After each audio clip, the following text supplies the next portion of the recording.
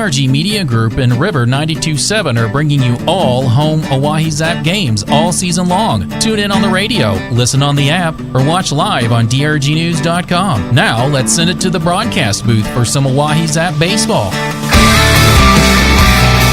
Boy, it doesn't get more American than baseball on the 4th of July Friday. Hello, everybody. Justin Cowart alongside Dylan Beach and Eli Lewis bringing you the Zap and the Bison on America's birthday. We've got red, white, and blue bases, a red, white, and blue mound, red, white, and blue home plate. The Zap are in their American flag jerseys. The crowd has dressed accordingly, and we are less than 10 minutes away from first pitch here on the 4th of July. And I know a couple guys that have had a pretty good day thus far. Dylan, you got to drive around the Zap float here in the 4th of July parade earlier this morning. Guys seem pretty loose here this afternoon. Wouldn't say that they're ready to play some baseball, but they had a pretty good day on this 4th of July Friday. Yeah, everyone was enjoying their 4th of July. I got to drive those fancy Silverados from Beck Motors around. That was a fun time. And I mean, what's more patriotic than baseball on the 4th of July? I mean, you said it. It's gonna be a great day. I got an answer for you. Nothing. That's what. You couldn't ask for anything better. We do have some inclement weather possibly making its way towards our area here in central South Dakota. We hope that stays away as long as possible. Zap, the only thing that can cool them down maybe is a little bit of rain. They've been on fire. They scored 15 runs yesterday, continuing their great streak of offense. They've scored 10 or more runs in 6 of their last 10 games, including last night when they run-ruled the Bison here at home. Bison, a sister organization here of the Oahe Zap, so a lot of these guys know each other, but once they get between those lines, it is all business. But today seems like a little bit more of a fun day. Hopefully the Zap can come ready to play today and they don't sleepwalk off of that 4th of July float. Yeah, despite these two clubs being sister organizations, they were not letting them have any sort of mercy. The Zap weren't letting off the brakes. They wanted to send their fans home happy, get into the 4th of July rolling, and this team understands that if they can maybe sweep this series, you can put yourselves into a really strong position to maybe make that playoff spot for the second half. And, we saw a little bit of everything yesterday. We saw 15 runs out of the Zap offense. We saw Esteban Baca get a base hit. We saw Coach Wiggins get an at-bat. We saw a couple pitchers in the outfield. It was quite a day yesterday for the Oahe Zap, but as they roll into today, it's very important that they keep winning as they've got a tough part of the schedule coming up here in July. A lot of home games coming up for the Oahe Zap, including this 4-game homestand. They'll get 2 days off starting next week on Monday and Tuesday, and then they'll welcome in the Hastings Sodbusters for a 3-game series. This feels like a good tune-up series. It's not to take anything away from the Bison, but for the Zap, you obviously know that you're probably the better team on paper. You have a deeper roster. You've got more talent. This is a young Bison team. This is a great opportunity for guys to continue to be in that rhythm before welcoming in a very tough opponent in Hastings next week. Yeah, it feels like you need to win at least 3, even 4 games in this series to really set yourselves up for a competitive series versus Hastings, who's going to be a team playing angry. They're probably mad at themselves that they lost that first half after being in the driver's seat for a large portion of it. They're not just going to lay down and go to bed the rest of the season. They're going to come back and fight at you, and if you're in their way, you're going to have to fight back. Again, I don't want to put anything against the Bison, but I think the Zap would probably be pretty upset if they did not sweep this series, especially after yesterday's performance. But we saw a lot of guys that we have seen a lot of this season doing exactly what they've done all season long, and that's hit the ball. Gavin Frazier had a good day yesterday. Ty Farwell got on base a good bit. But we did get to see some new names. Tyler Hoffman got to get into the lineup. We saw him get his first hit as a Zap player. We've seen some other new faces for this Zap organization as well. But the Bison, they come ready to play today. They were actually on one of the same floats as the Zap, but like I said, once you get in between these lines, it is all business. Good crowd making their way out here to Hyde Stadium before they make their way over to Fort Pierre for the rodeo and the fireworks tonight, should the weather hold. Setting the stage for you here at Hyde Stadium, we've got sun shining across a perfectly manicured diamond. But we do have some dark clouds off in the distance. We might see some rain here in about an hour and a half to 2 hours, but we were expecting rain earlier this afternoon, and it's been nothing but sunshine, so hopefully that rain will stay off, and sounds like we might have some more antics here at the ballpark tonight. Yeah, it feels like the rain has been an hour away for the last 5 hours, it feels like, and it's the 4th of July. See if the man upstairs wants to let us play some baseball today. I think he is a baseball fan. as the Zap rocking their red, white, and blue camo uniforms, perfectly fitting for the 4th of July. The Bison are in their road grays with Bison in yellow across the chest, with their numerals in yellow as well, outlined in black with gray bottoms. And they are selling some of this great Bison merchandise here at the stadium, trying to grow this organization, get that marketing out there a little bit. And no, we don't just say that because we're trying to help sell some merch. It is some very, very good-looking stuff that they've got for sale with Bison gear on it. I'm repping mine today. I was driving them around the parade float. I didn't know which team I was going to be driving around, so I wore both teams' merch today. And luckily for the Bison, Dylan took it nice and slow Hey, through the parade route. I was driving that trailer like my kids were on the back of it, and there were some shaky spots. There were some drivers in front of me brake checking me, and I wasn't trusting the brakes on that trailer very well, but we made it. We didn't lose any Bison player. They're all still down there, so I did my job. You sure did, and I'm curious, we kind of picked apart all of what we could from yesterday. 15 runs, pretty self-explanatory, and a 15-0 win for the Zap. But I would love to get your take on your first 4th of July here in Central South Dakota. I told you we'd do it big. Did it live up to its name? Yeah, it was big. I didn't think we were ever going to make it out of the parade starting lot. I mean, we were there. I don't know if we got out of there until about 11 o'clock, and I will say it was a great parade. Still got to give it to my hometown Pekin, man. The longest consecutive running one, 195 years, man. You could have waited till we were off air to say that little tidbit about your hometown. But Central South Dakota sure did it great. Coach Habiger's got the red, white, and blue American flag socks on today. He always dresses according to the occasion. And they are about to announce starting lineups here at Hyde Stadium, as we are moments away from first pitch. We got Shock on deck here this afternoon. He's down making his rounds throughout the crowd, and we've got a lot to bring you here this afternoon. But looking ahead to tomorrow, there's going to be more fun at the ballpark. Hopefully only one game tomorrow, because if weather does move through, they may have to push some of this game, if it doesn't get to 5 innings, and become official to tomorrow afternoon. But, of course, we'll keep you updated on the weather here on this 4th of July. We got Bark in the Park tomorrow, so that's going to be fun. So if you're thinking about getting out to the ballpark and want to bring your four-legged friend, perfect day to do that tomorrow, and a lot of fun stuff to come up at the ballpark here in the coming days. And let's hope there's no bad weather or fireworks tomorrow night for Bark at the Park night, or it might get too loud here at the ballpark. I know my family's dog Gemma is not a big fan of thunder or fireworks. She has not been having a good week, but should be a fun night. There's going to be free treats. There's going to be vendors selling treats. There's even going to be adoptable dogs here tomorrow. We might have to shout some out during the broadcast, see if we can get them forever home. We have had some good interview guests up in the booth this season. I think that would be pretty fun to have maybe the most electric interview guest, a dog, up here. That would be awesome. And I know Dylan would come up with some great questions for that four-legged friend. We do have the Bison making their way out to the third base lineup, so let's introduce you to the visiting starting lineups here this afternoon. Pretty similar from yesterday afternoon if you were tuned in for that 15-0 Zap win.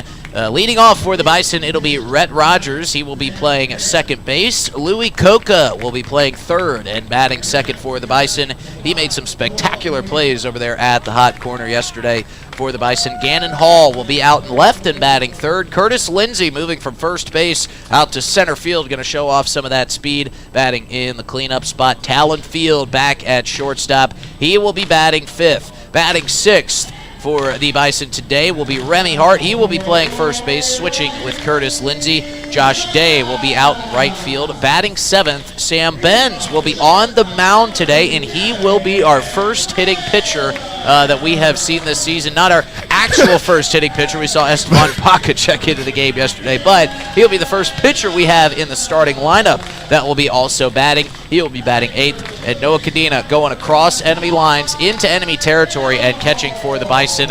Good guy Noah Cadena, stepping up to the plate when needed, no pun intended, but he will be batting ninth. For the Oahe Zap, as they make their way out onto the diamond, it'll be Gavin Frazier leading things off for the Zap today, playing shortstop where he is most comfortable. Aiden Johnson will be batting second, playing second base. Ty Farwell will be at the hot corner batting third. Nick Golden out in center field will be hitting cleanup. Mason Lang will be catching today, batting fifth. Batting sixth will be Quinn Ludvigson. Garrett Gledhill will be DHing, batting seventh. Jake Daly will be playing right field and batting eighth, and Alex Jackson will be rounding things off, batting ninth and playing in the left. On the mound for the Bison, as we mentioned, it will be Sam Benz, and maybe with one of the most unique entrances we have seen here at Hyde Stadium, it will be Easton Pratt, the Zap ace, on the mound here this afternoon. And he is not coming out of the dugout. No, he is coming out of right field, and he is coming out on a motorbike here this afternoon. Never seen this before. He is on the back of what looks like a Ducati, and he has got the American flag draped over his shoulders. Tell you what, they're doing it big here at Hyde Stadium today. They didn't play the song. They were supposed to play Real American there. Well, he sure looks like a real American. He I does. can attest to that. And who's that driving the bike down there? That's Andrew Phillips. Andrew Phillips driving around the bike, revving the engine, showing off for the fans. He's got the cut-off, button-down American flag shirt on today with the American flag cowboy hat as well. Well, we're moments away from first pitch, but we have to. On every other day, it's customary, but on the 4th of July, it is mandatory. We have got to send it down to the field for our national anthem to honor these stars and stripes. A lot of stars and stripes here at the ballpark, and as Andrew Phillips and Bryce Van de Wastein make their way back down to the first baseline, we send it down to the field for our national anthem on a Friday, 4th of July.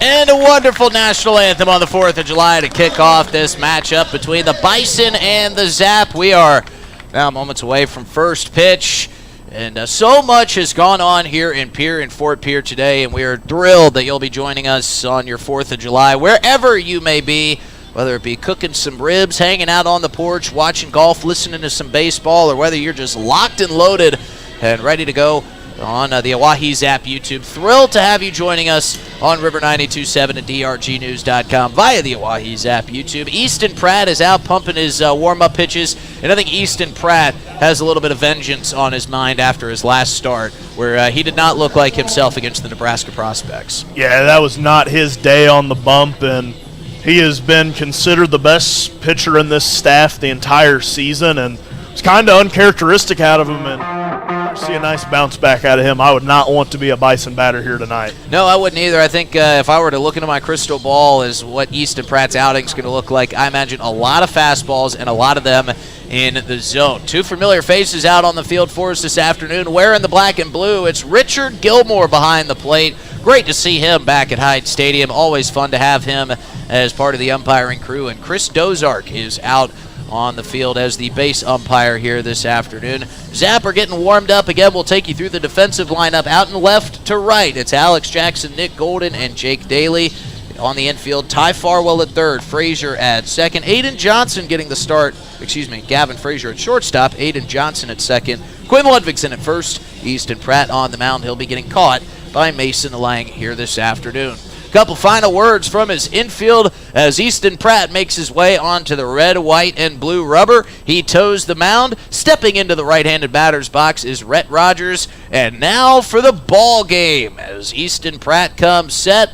He'll be working out of his kind of subdued windup here today, and his first pitch is outside for ball one. We are off and running on this Friday afternoon, which sure feels like a Saturday after all the events today. I can't believe there's a whole weekend ahead of us still. A lot of Zap baseball coming our way as Easton Pratt finds the outside corner for strike one. Count runs 1-1. Noah Knott's got the start yesterday for the Bison, as the 1-1 is in there for strike two, catches the top half of the zone.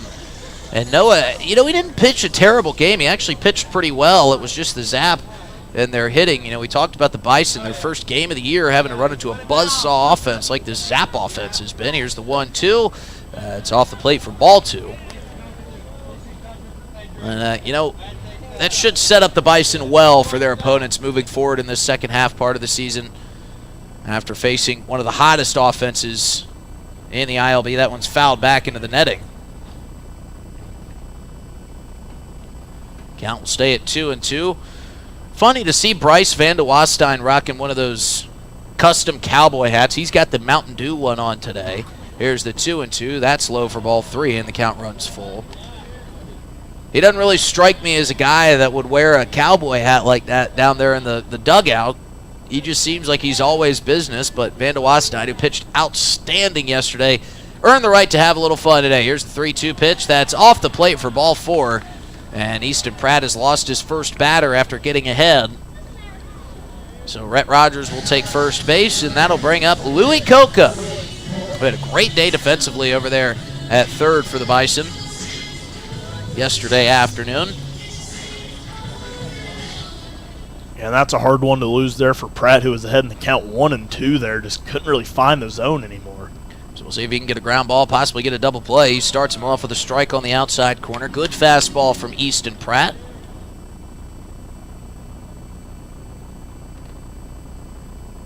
Pratt ahead 0-1 here to Coca. Pretty sizable lead over there at first for Rhett Rogers. He fakes the steal, and the off-speed pitch breaks in there for strike two. So Easton Pratt has gotten ahead. We'll see if he can stay ahead here.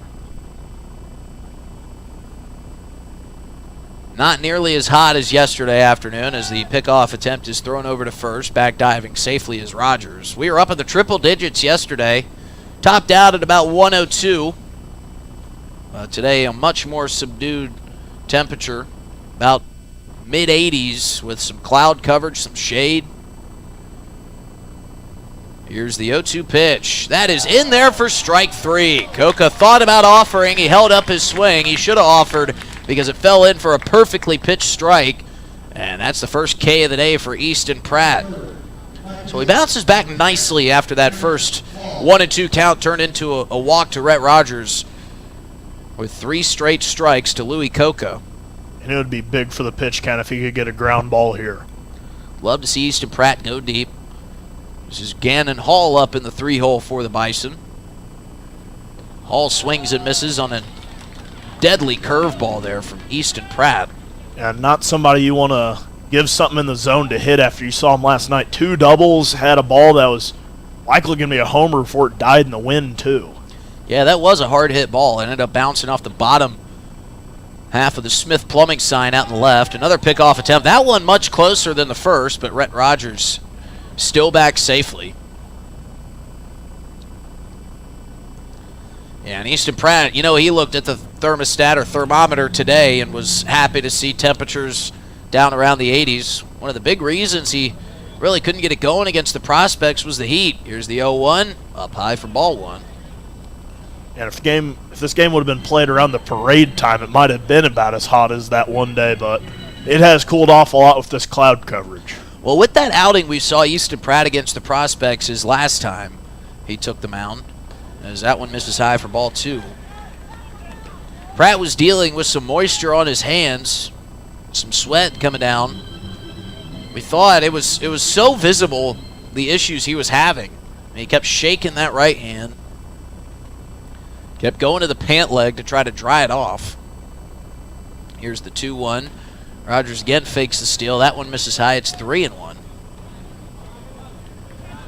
But, we were worried that he might have a blister, some sort of cut on that finger that was inhibiting him from throwing his best pitches. It turned out it was just the sweat running down his hand. 3-1, swung on and missed for strike 2. And the count is run full. Big swing there from Gannon Hall. He comes up empty. And Easton Pratt has worked himself back in this count. We'll see if he can get Gannon Hall for the second out here in the top of the first. Curtis Lindsey on deck. Here's the 3-2 pitch. That one's high. Gets away from Mason Lang, but no harm, no foul. Everybody's going to move up. And that'll bring up the big hitting Curtis Lindsey. Tell you what, it sure looked like Curtis Lindsey was enjoying himself on the float here this afternoon, earlier today. We're going to see how he looks out in center field today. I mean, he was making some great defensive picks over at first last night, but those are two completely different worlds. Yeah, his infield wasn't making him easy on himself yesterday, was it? And I'm sure the Zap hitters aren't going to take it easy on him in the outfield either. Zap were blistering the ball yesterday. They were not only getting hits when they needed it, but they were also just putting hits where Bison defenders were not. There was one point when the Zap dropped in a base hit over the third baseman, Louis Coca's head, when he was playing in on the infield to try to prevent a run from scoring. And had he been playing normal depth, he would have caught the third out. First pitch to Curtis Lindsey is in there for strike 1. Another good breaking ball from Easton Pratt. He's had that working here early today. But again, a couple walks have put runners on to start this ball game for the Zap. Bison with runners on first and second. Here's the 0-1 to Lindsey. That one in there for strike 2. Lindsey can't believe it. But as Richard Gilmore told us, and I'm sure he's telling Lindsey right now, it's not about where it ends up, it's where it crosses the plate.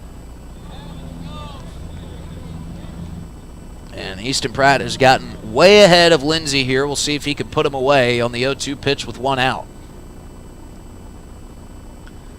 Pratt will step off after Lindsey calls timeout, granted by Richard Gilmore. It's a nice touch with the bases being red at first, white at second. Excuse me, blue at first, white at second, and red at third. Here's the 0-2, just a bit high for ball 1. And as we mentioned, they not only painted the bases, but also painted the rubber and home plate. Wonder if they'll keep it that way for the rest of the weekend. It is 4th of July weekend. Always great when 4th of July falls on a Friday. Here's the 1-2. Did he foul that one? Looks like he did. He caught a piece. It got by Mason Lang, but everybody kind of stayed put. So Lindsey stays alive here on the 1-2 pitch.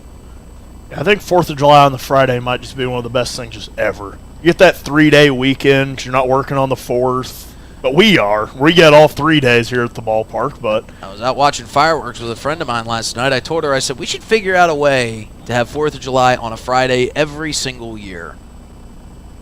As Pratt will step off again, taps his chest. Devin Skelton over there in the dugout with a couple claps to motivate his pitcher to get this 4-hole hitter and Curtis Lindsey, as he's got him ahead 1-2. Peek back to Rogers at second base. Now the delivery. Swung on and missed for strike 3. That's a big strikeout for Easton Pratt. It's the second out of the inning. And Pratt, who's worked himself into a little bit of danger with 2 walks here in the top of the first, can get out of it right here as he will face shortstop Talon Field. and a chance to even escape with maybe not the highest of pitch counts either. I mean, 21 isn't what you would ideally want out of your first inning, but if you can get out of this early jam and settle in, as we've kind of seen some of these guys after they get hit in the first do, you can set yourself up nicely. We'll see what he starts Field off. He starts him with a fastball. That one misses down and away for ball 1. That has been such an issue for Zap starters this season. It's like they can't really get into that rhythm until the second or third inning. Here's the 1-0 to Field. That one in there for strike 1. Bounces off the glove of Lang, but not scooting away far enough for anybody to advance. Tell you who that was not an issue for was Bryce Van de Wastein yesterday. What an outing from him. Yeah, that was the best we've seen him in a Zap uniform when he's had some really good performances already this season. Well, we've seen him in relief. That's the first time we've seen him as a starter, and he might have earned a role as a starter after that outing. The 1-1 is swung on and missed. Couldn't catch up to the fastball, could field, and now Easton Pratt 1 strike away from getting out of this jam here in the top of the first. Pratt shaking off signs. Now coming set. Long look back at second. Now one more quick peek before the 1-2 pitch, and that's just a bit low for ball 2. Well, I was ready to ring him up here. That one looked good, but I guess a bit low. I agree with you, partner. I thought that one was going to go down looking. So we'll do it again. Here's the 2-2 with 2 outs and 2 runners on. That one didn't miss. That one catches the outside corner, and that is strike 3. So Easton Pratt walks 2, but he strikes out 3, and the Zap get out of the top of the first inning unscathed. Well, we'll keep it right here. It's time for our first inning Fiber Fact, brought to you by Venture Communications. And as always, Venture Communications bringing you the fastest fiber optic technology anywhere around.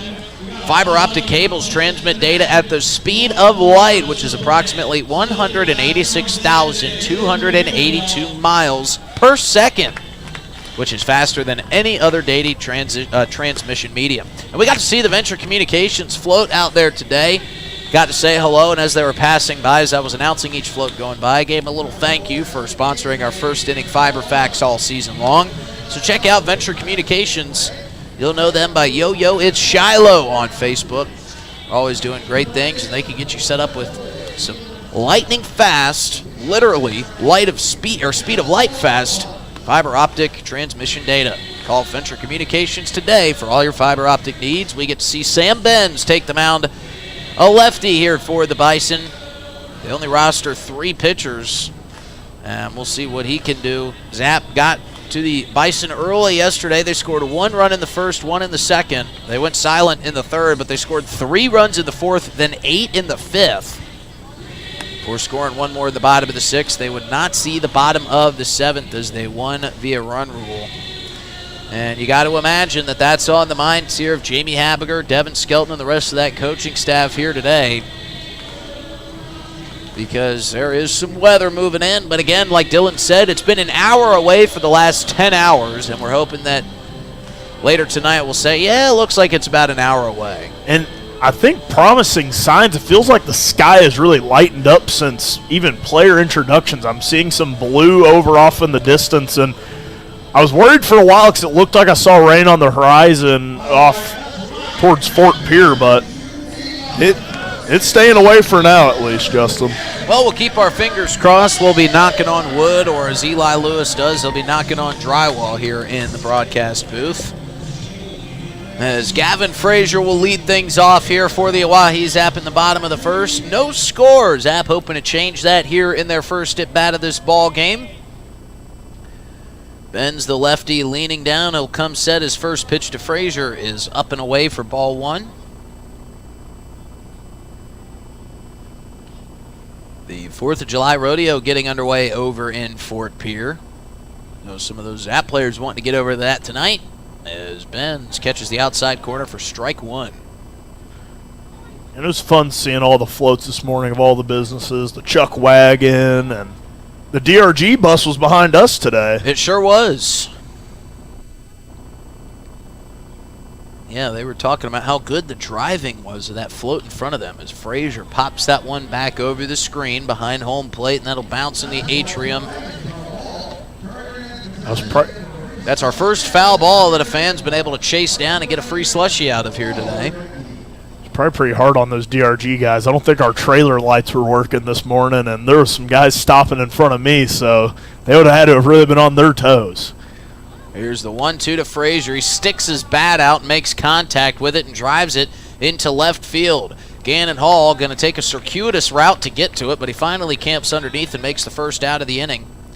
And that will bring up Aiden Johnson, who's playing second base today. Talk about a kid who can do it all. We've seen Aiden Johnson all over this diamond. We've seen him at third. We've seen him throw on the mound and throw outstanding on the mound, and we've seen him play some pretty darn good second base. kind of fits in wherever you put him. Yeah, he's really been exceptional in a lot of different places for the Zap team. He's also done it at the plate. Couple home runs for Aiden Johnson. He's got a couple of ball marks on that tree out there past the left field wall.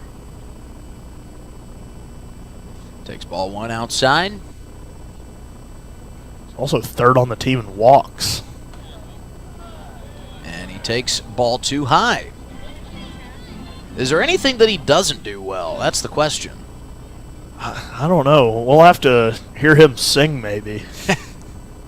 We thought we might see Esteban Baca take the mic and sing the national anthem today, as that one misses off the plate, and the count runs 3-0. And Aiden Johnson now a ball away from earning yet another walk and padding his lead just a bit. Here's the 3-0. No green light for Johnson. Didn't need it. That one misses up and in. And the Zap have their first base runner of the ball game here in the bottom of the first. Aiden Johnson reaches via walk, and that'll bring up Ty Farwell. I thought it was a nice little homage to Ty Farwell that Esteban Baca paid yesterday when he climbed into the batter's box. Did that patented Ty Farwell hip shimmy before he stepped in, and it worked, because the very next pitch he ripped one through the gap on the third and shortstop side and got his first base hit of the season. Then he kept it going by playing third base and turning that double play just like Ty Farwell. He was doing all sorts of Ty Farwell impressions. That one's going to get by the catcher, Noah Cadena, and Aiden Johnson will scurry down to second base. Cadena looked so good behind the plate last night, but there was not much he was going to be able to do with that one. No, that one was a breaking ball, and from a left-handed pitcher, it kind of runs off glove side of the catcher. And that may sound like it makes it easier play for the catcher, but you have to remember, the way that the catcher sets his glove when he's catching the pitch is kind of a backhand setup, as that one misses high and away to Farwell for ball two. So when he does have to turn that glove when the ball's running off to his left, he is a right-hander, so he catches with his left. When that ball runs glove side, you have to flip your glove over from a backhand to a forehand, and it takes a lot of time, and it's tough to track a ball when you're having all that movement. The 2-0 catches the outside corner of the strike zone to Farwell. Good fastball from Benz. Works him back into this count. It's 2-1.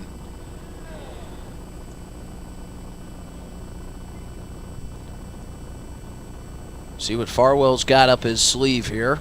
Aiden Johnson leading off of second, staying active, being pestered by Talon Field, who stands a couple steps behind Johnson. That one in the dirt, but another nice block from Noah Cadena. Something we saw, like Dylan said, a lot of yesterday. There was a pitch thrown behind a batter that he wheeled out of the box and somehow caught and prevented from going to the backstop. I could not believe he kept it in the glove. It's such an interesting predicament with what Noah Cadena is dealing with right now. He's playing on the Zap, one of the hottest teams in the league, trying to get their way into that second playoff position, as the delivery from Benz, another good fastball. That catches the outside corner, and the count runs full.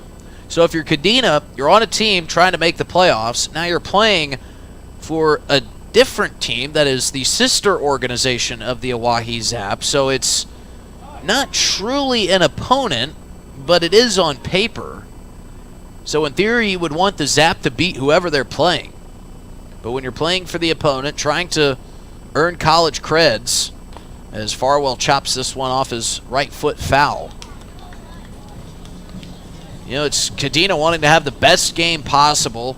I'm sure he would love to have 8 RBIs, have a couple great throwouts from behind the plate, and have the Bison lose 9-8. And I just feel like when you get traded, it's usually easy how you want to play, but you don't typically get traded back 4 days later. Yeah, that's not usually how that trade works. Here's the 3-2 to Farwell. He turned to try to block it away, and it ended up in the strike zone for strike 3. Farwell had a quick peek back at Richard Gilmore as to say, you didn't call that a strike, did you? Well, he sure did, and that's the second out of the inning, and that'll bring up Nick Golden. And I think Ty kind of realized that one caught the zone there because he had a big grin on his face, kind of like, man, I shouldn't have took that one. That's a close one. He'll get another opportunity. We'll see if he has runners in scoring position the next time he comes up. 2 outs here for Nick Golden, with Aiden Johnson stuck on second. Sam Benz with a pickoff attempt. And, well, he threw it to his shortstop who was standing in his regular position. He would have needed to be a last-a-man to stretch over that left glove arm and tag out Aiden Johnson, who's standing about 15 feet away. Aiden Johnson was like 2 steps off the bag. Now, there is a rule in baseball, and I don't think it applies here.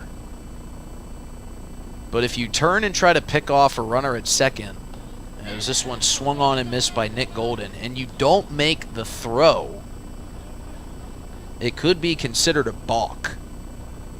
Now, we'll have to dive deep into the rule book to find that one. Luckily, the ILB doesn't have a rule book, so we don't have to do all that statistical digging. As this one is warned by Nick Golden, and we say it all the time, but it wouldn't be a Zap game if you didn't get a hit batsman in the first inning. Dylan's gonna fire up the computer here and try to find out how many hit by pitches that's been for Nick Golden. 14 times, man. I thought you were telling me 6 or 5. Nope, 14. He was giving me the 1 and the 4. 14 times already. Some guys go through an MLB career, an illustrious MLB career, without being hit 14 times. He's worn 14 pitches, and we're just barely halfway through the season. In 72 plate appearances, he's been hit 14 times. He needs a medal and some Bengay for that. Here's the first pitch to Mason Lang. That one catches the outside corner for strike 1. And you know what? We'll need to talk to Richard Gilmore the next time we get the opportunity to. Maybe Gilmore is going to come back and listen to this broadcast, but he's back to his old ways. He is taking an eternity to call strikes. Here's the 0-1 as Lang fists this one up the middle, and with 2 outs, that's going to score a run. What a timely hit there. The throw goes to third. They're going to try to cut down Nick Golden, but it's not in time. A nice throw by Curtis Lindsey, but Golden, using those wheels, gets from first to third on the softly hit base hit by Mason Lang. And just like yesterday, the Zap lead 1-0 in the bottom of the first. I think Lang just happy to get a chance to swing the bat here tonight. He was just not seeing a lot of strikes yesterday, and just another fun Nick Golden tidbit. Gets hit 1 in every 5 plate appearances. And with the way the Zap offense has been, that's averaging out to that's like every game. So here comes Quinn Ludvigsen up to the plate. I got to play a little 2-on-2 against Quinn Ludvigsen. What a block by Noah Cadena to save a run. And Jamie Habiger giving him a little piece of his mind over there from third base. A little bit of a joking wave to Noah Cadena. Saying, really, man, let that thing get by you. But Cadena, as we mentioned, playing for his own personal benefit here. Here's the 1-0 pitch, throw over to first base. They're going to try to throw across the diamond back to third to pick off Nick Golden. That was a pretty heads-up play by Remy Hart. So they tried to pick off Mason Lang at first. Remy Hart threw a bullet across the diamond over to third to Louis Coca, and they almost got Nick Golden sleeping over there at third. 1-0 to Quinn Ludvigsen, misses high and away for ball 2. Yeah, and as I was getting ready to say that these pickoffs weren't very competitive, Mason Lang was barely off the bag, and they picked him off, and they had a closer play at third across the diamond. Maybe that was the whole play there, kind of a trick play, if you will, for the Bison. Here's the 2-0 to Ludvigsen. That's bounced into the chest plate of Noah Cadena. And that'll be ball 3. I need to hear about this 2v2. What were you playing 2v2 versus Quinn Ludvigsen in? In basketball up at the YMCA. Really? Yeah, it was him, TJ Eikenberry, myself, and a guy who owns the sports memorabilia shop here in Piers, also a great basketball player. And that one misses. No, it does not. It's in there for strike 1. Quinn Ludvigsen was headed for first. Well, Justin, me and you are going to have to play some basketball at the Y one day. I think that would be a great idea, Dylan. I bet we could get some other guys down there, get some Zap runs going on. Yeah. Here's the 3-1 pitch to Quinn Ludvigsen, and he'll take strike 2. He almost headed down to first base on that one again. Maybe he should stop doing that. I don't think he has any intentions of swinging here, but it's not going his way. He's tried it twice. It hasn't worked twice. Maybe third time's the charm. Here's the payoff pitch with 2 outs to Ludvigsen. That one surely high and away, but he stayed put in the batter's box just for an extra beat to make sure Richard Gilmore called ball 4. He finally got it, though. Way to sell it. So we've got 2 outs. This is when the Zap do most of their damage, and this will be Garen Gledhill with an opportunity to kind of blow things open here in the bottom of the first inning. He's got bases loaded and 2 outs, and he is just itching to get a big base hit for his ball club. That one will miss high for ball 1 to Gledhill. And he smoked one in game 2 versus the Prospects, so just died out there at the warning track. And then he had that big double a couple weeks ago, and he's no stranger to some big moments with 2 away. Yeah, the way you started calling that one had me up and out of my chair thinking it was Dude, gone. I don't think there was a person in this ballpark who thought that one was staying in. That was just belted. That one misses low for ball 2. 2-0 is the count. Gledhill being very patient here as he knows he can earn an RBI with a walk. That one will fall in. A great off-speed pitch from Sam Benz for strike 1. Because you always do your homage to Bob Uecker with the bit outside. I was trying to do, that one's got bye-bye written all over it, and the ball just gave out on me. Yeah, you really put all your chips into the middle of the table. Gledhill will get hit on the right shoulder, and that will walk in a run. So the Zap lead 2-0 here in the bottom of the first inning, as Gledhill is the second hit batsman of this inning for Sam Benz. And now Coach Martin going to make his way out to the mound to talk to his starting pitcher. And that'll give us a great opportunity to fill you in on the coverage coming up this weekend. Again, it's very odd saying upcoming this weekend. It feels like Saturday today. I keep thinking we've got a 2:30 start.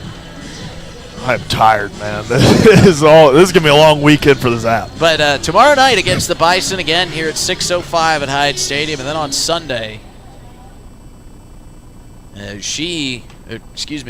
Zap will take on the Bison at 2:30 Sunday afternoon. Tomorrow night's coverage will begin at 5:55. Sunday's coverage will begin at 2:20 here on River 92.7 and also streaming on the Oahe Zap YouTube at drgnews.com. It is a really pretty afternoon here at the ballpark. We got the benefit of all the sunshine yesterday, but we've got some moderate-looking clouds in terms of danger. They're not rain clouds. Of course, we can't see what's behind us out of the broadcast booth, so there's no telling that's where it's coming from, too. What could be coming. Again, the forecast told us rain at about 7:45, maybe 8 o'clock, as the first pitch to Jake Daly misses high for ball 1. I'm not exactly a great compass, but I saw the rain coming from below pier, so I'm not sure exactly where that places us here at Hyde Stadium. Long lead out at second for Ludvigsen. Benz with a long look in to Daly. Still looking. And now delivering the 1-0. Curved ball misses outside for ball 2. And the Zap are just kind of leaving the bats resting on their shoulders, and it's paying off. It's a 2-0 count. Zap have already brought 2 across. And Jake Daly could drive in another run with another walk. Here's the 2-0 from Benz. Swung on and missed for strike 1. Daly was trying to clear the bases with that swing, and he missed all of it, but a good hack nonetheless.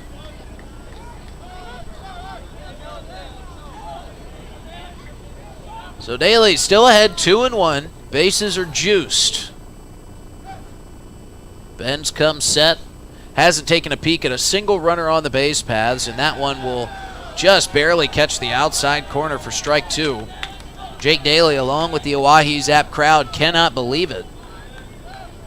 And a really good crowd on hand today for the 4th of July. I thought a lot of these folks would be over at Fort Pier, but they're pre-gaming here at Hyde Stadium. Tell you what, when you start winning, the crowds will follow. Here's the 2-2. Daly somehow gets to that pitch up and in the zone, and it almost gets to our ownership crew of Bob Habiger and his crew, but that foul ball makes its way a couple rows in front, so no free slushy for Bob Habiger today. at least in this inning. I was about to say, I have a strong feeling he could probably still go get a free slushie. Pays to know the owner. Here's the 2-2 pitch to Daly. Swing and a miss, strike 3. So Sam Bitts gets out of a major jam, but the Zaps still score 2 here at the bottom of the first. They lead 2-0. And we are going to stick right here as Dylan got a great interview with not only one of the starting pitchers here for the Oahe Zap, now a third baseman and a hitter for the Oahe Zap. It's Esteban Baca. Here's what he had to say down on the field before the game. Dylan Beach here with the Oahe Zap, here with the newest two-way player, Esteban Baca. Esteban, yesterday you got your first plate appearance of the year. Tell us what was going through your head there as you were trying to get that first hit. All right, I just wanted to capitalize on the opportunity that doesn't happen all the time for a PO, you know? So when I went in there, I was just thinking attack and swing at the ball. Well, you got that first hit, and then we saw you out at third base and you turned to double play. How did you do that one? That was impressive. That was a hard hit ball. Man, that one was scorched. I really should have wore the brown pants. But hey, I made the play, threw it to Ty nicely, and he rolled it up good, so it worked out. Okay, now you're doing another first tonight. You're singing the national anthem. You got any butterflies? Actually, I'm heartbroken. Katie moved us to tomorrow. No. Yeah. Well, you heard it here first. They're no longer singing the national anthem, but giving you something to look forward to for tomorrow's broadcast. Thanks, Esteban. Couple fired up Zap fans for that interview. And, well, you got something to tune in for tomorrow, folks. Esteban Baca will be singing tomorrow's national anthem. And probably good that Katie moved them to tomorrow. Only because I think on the 4th of July, you want to have some actual singers perform the national anthem. But who knows? We've been surprised by a couple of our anthem singers here this season. Maybe Baca can bring the fire tomorrow evening. I feel like they're going to pull like a Dan Sarr or Brian Oakland and really just shock us with something we haven't seen before. Can't believe we waited this long to have Esteban Baca sing the national anthem. That's what we hope to be saying tomorrow. A duet with him and Emiliano Curiel. I mean, that's going to be must-see TV. Must-hear radio, must-see TV. You won't even have to watch the game after the anthem. You can just tune out after that. Turn it off. Just get our viewership numbers up, let us take the photo, and then you're good to go on your 5th of July. My gosh, we have 500 people listening to the national anthem. Gone. Easton Pratt back out on the bump for the Zap as he got into a bit of a jam with 2 walks. He worked up his pitch count just a bit there in the first inning, but he comes back out, and after that outing against the Prospects that did not go his way for whatever reason, whether it be the heat, the condensation created by the heat and the sweat on his hands, or what, as this one is swung on and missed for strike 1 by Remy Hart. I think he liked the pitch he saw there. He was just swung just a bit too late on that one. Here's the 0-1, and another big swing and a miss from Hart makes it 0-2, and Pratt is working fast. Well, it helps when Remy Hart is just itching to swing it out there. Hart's not letting the bat rest on his shoulders. 2 swings and misses. He watches that one into the glove for strike 3. So Easton Pratt looking more like Easton Pratt than we've seen here the last couple outings. That one was an Easton Pratt special. 3 fastballs, 3 strikes. And Hart goes down looking for the first out here in the top of the second. And I've done it again. I'm sorry, Dylan Beach. I hand the play-by-play duties back over to you. Hey, it's no problem. I forget sometimes, too. The 0-0 from Easton Pratt. That one misses low. If we weren't careful, the inning was going to be over before we knew it with Easton Pratt. How fast he was moving. As Pratt comes set for the 1-0. That one drilled towards left field. Isn't going to stay fair. It will. Dancing with that stripe out in left field. He's heading for 2. In there sliding. Safe. That was a close play, Alex Jackson. I thought when I saw Josh Day rounding first, heading for second, it took a perfect bounce into Alex Jackson's glove, and we know how good of an arm he has over there in left. I thought Day's got no chance to get to second, but he's speedy, and a good slide gets him in there safely. And I was making sure to wait on that one because that was a close bang-bang play at second and just barely avoiding the tag. It took a hop just before Johnson, but unable to get it there in time. Sam bends at the plate, watches off speed in there for strike 1.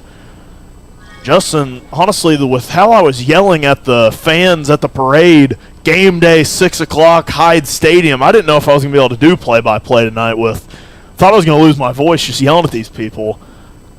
But we rally. 0-1 Pratt. That one swung on low for strike 2. Well, I was kind of hoping that you were going to have your voice all rested up because I announced the 4 on the 4th this morning and then announced the 246 parade floats that came through.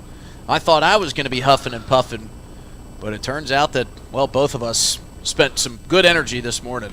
0-2 misses just a bit outside for ball 1. And maybe we'll be rested up by Saturday and Sunday. Get some rest. I know we both had an early morning. Yours earlier than mine, but when you get old like me, those mornings you kind of start waking up, no alarm needed. 1-2 fouled off. And I still desperately need my alarms. I set about one every 5 minutes to make sure I will never oversleep for anything unless my phone just mysteriously dies in the middle of the night. I will not oversleep due to a mechanical error or a technical error. As Pratt, runner on second, one away. Second straight 1-2. Checking on the runner over there. Comes set, fires. That one swung on and missed. His 5th strikeout of the ball game already, and we're just through 1 2/3. Yeah, Pratt settling in beautifully here. I get the feeling that Easton Pratt was hoping for a more dominant first inning. He didn't have it, and now he has kind of just said, you know what, I'm tired of this kind of missing my spots, walking guys, getting them on base, and he's come out meaning business here in the top of the second. He has recorded every out for the Zap via strikeout, and he's ahead in the count once again, 0-1 with that first pitch strike on the off-speed. He has not let his defense help him out at all because he has not needed it. He has struck out 5 batters for 5 outs. See if he can keep it going here. Runner on second, 2 away. The Zap lead 2-0. Pratt steps off the mound, and that one was looking dangerous there. Was going into his windup before deciding to throw back to second. Wasn't sure if there was any extra movement in there for a balk. Comes set here, fires that one, and that one skips into the mask of Lang for ball 1. Good block back there by Mason Lang. Doing his best soccer impression there, kind of heading it back into play. As was a big night for USA Soccer the other night. A 2-1 win over, I believe it was Honduras, maybe? That sounds right. Send them to the Gold Cup final. The 1-1 from Easton Pratt. That one swung on, driven towards the gap, and that one is down at the warning track. I should say that one got out. I thought that one bounced at the warning track, but it just hopped up so high after it got out. That ball was absolutely drilled. We have got a tie ball game here at Hyde Stadium. Yeah, that was a no-doubter right there. He swung that and knew it immediately. A great swing, and, well, Noah Cadena maybe making some The 4th homer of his career right there. He kind of turned and looked at the Zap dugout, threw his hands up, saying, you like that? I mean, that was absolutely destroyed. And I thought it was going to get out, and then I saw it bounce up so high that I thought it landed at the track, but it bounced so high it bounced on the other side of the fence, back above the fence. Well, it's kind of tough to tell. That big Tom checkerboard out there threw me off a little bit. Yeah, it's hard to tell from this vantage point if that ball gets out or if it stays in, but Cadena, the only reason I knew that was a home run was the way Cadena was. That one in there for strike 1, count even at 1 apiece. Was the way that Cadena was walking down the first baseline. There was no sprint, there was no hustle. He was kind of enjoying the ball flight on that one, as he should. As that one in there for strike 2. And Cadena said this year he had hit 3 home runs in his life. He wanted to make it 4 this season. I don't think he was envisioning doing it for the Bison rather than the Zap. That's just the way the cookie crumbles sometimes, as he just destroyed that ball. Pratt comes set for the 1-2. That one chopped foul towards head coach Trey Martin, making a nice barehanded play. And that could actually create a pretty good riddle if you're a big riddle fan out there. All 4 runs have been scored by the Zap, but it's a 2-2 ball game. How does that happen? Well, Noah Cadena is wearing the other team's uniform today. 1-2, a stay-alive swing. There's even like a check there from Rhett Rogers. I don't know how he got a bat on that one, but clobbered it foul back the other way. Yeah, he kind of just stuck his bat out over the zone and was like, if I make contact with it, great. If I don't, well, at least we tied the ball game. Yeah, and Noah Cadena tying it up for the Bison here today. If anyone just woke up from a coma from maybe the first game of the year to now, as that one swung on and missed for the 6th strikeout for Easton Pratt.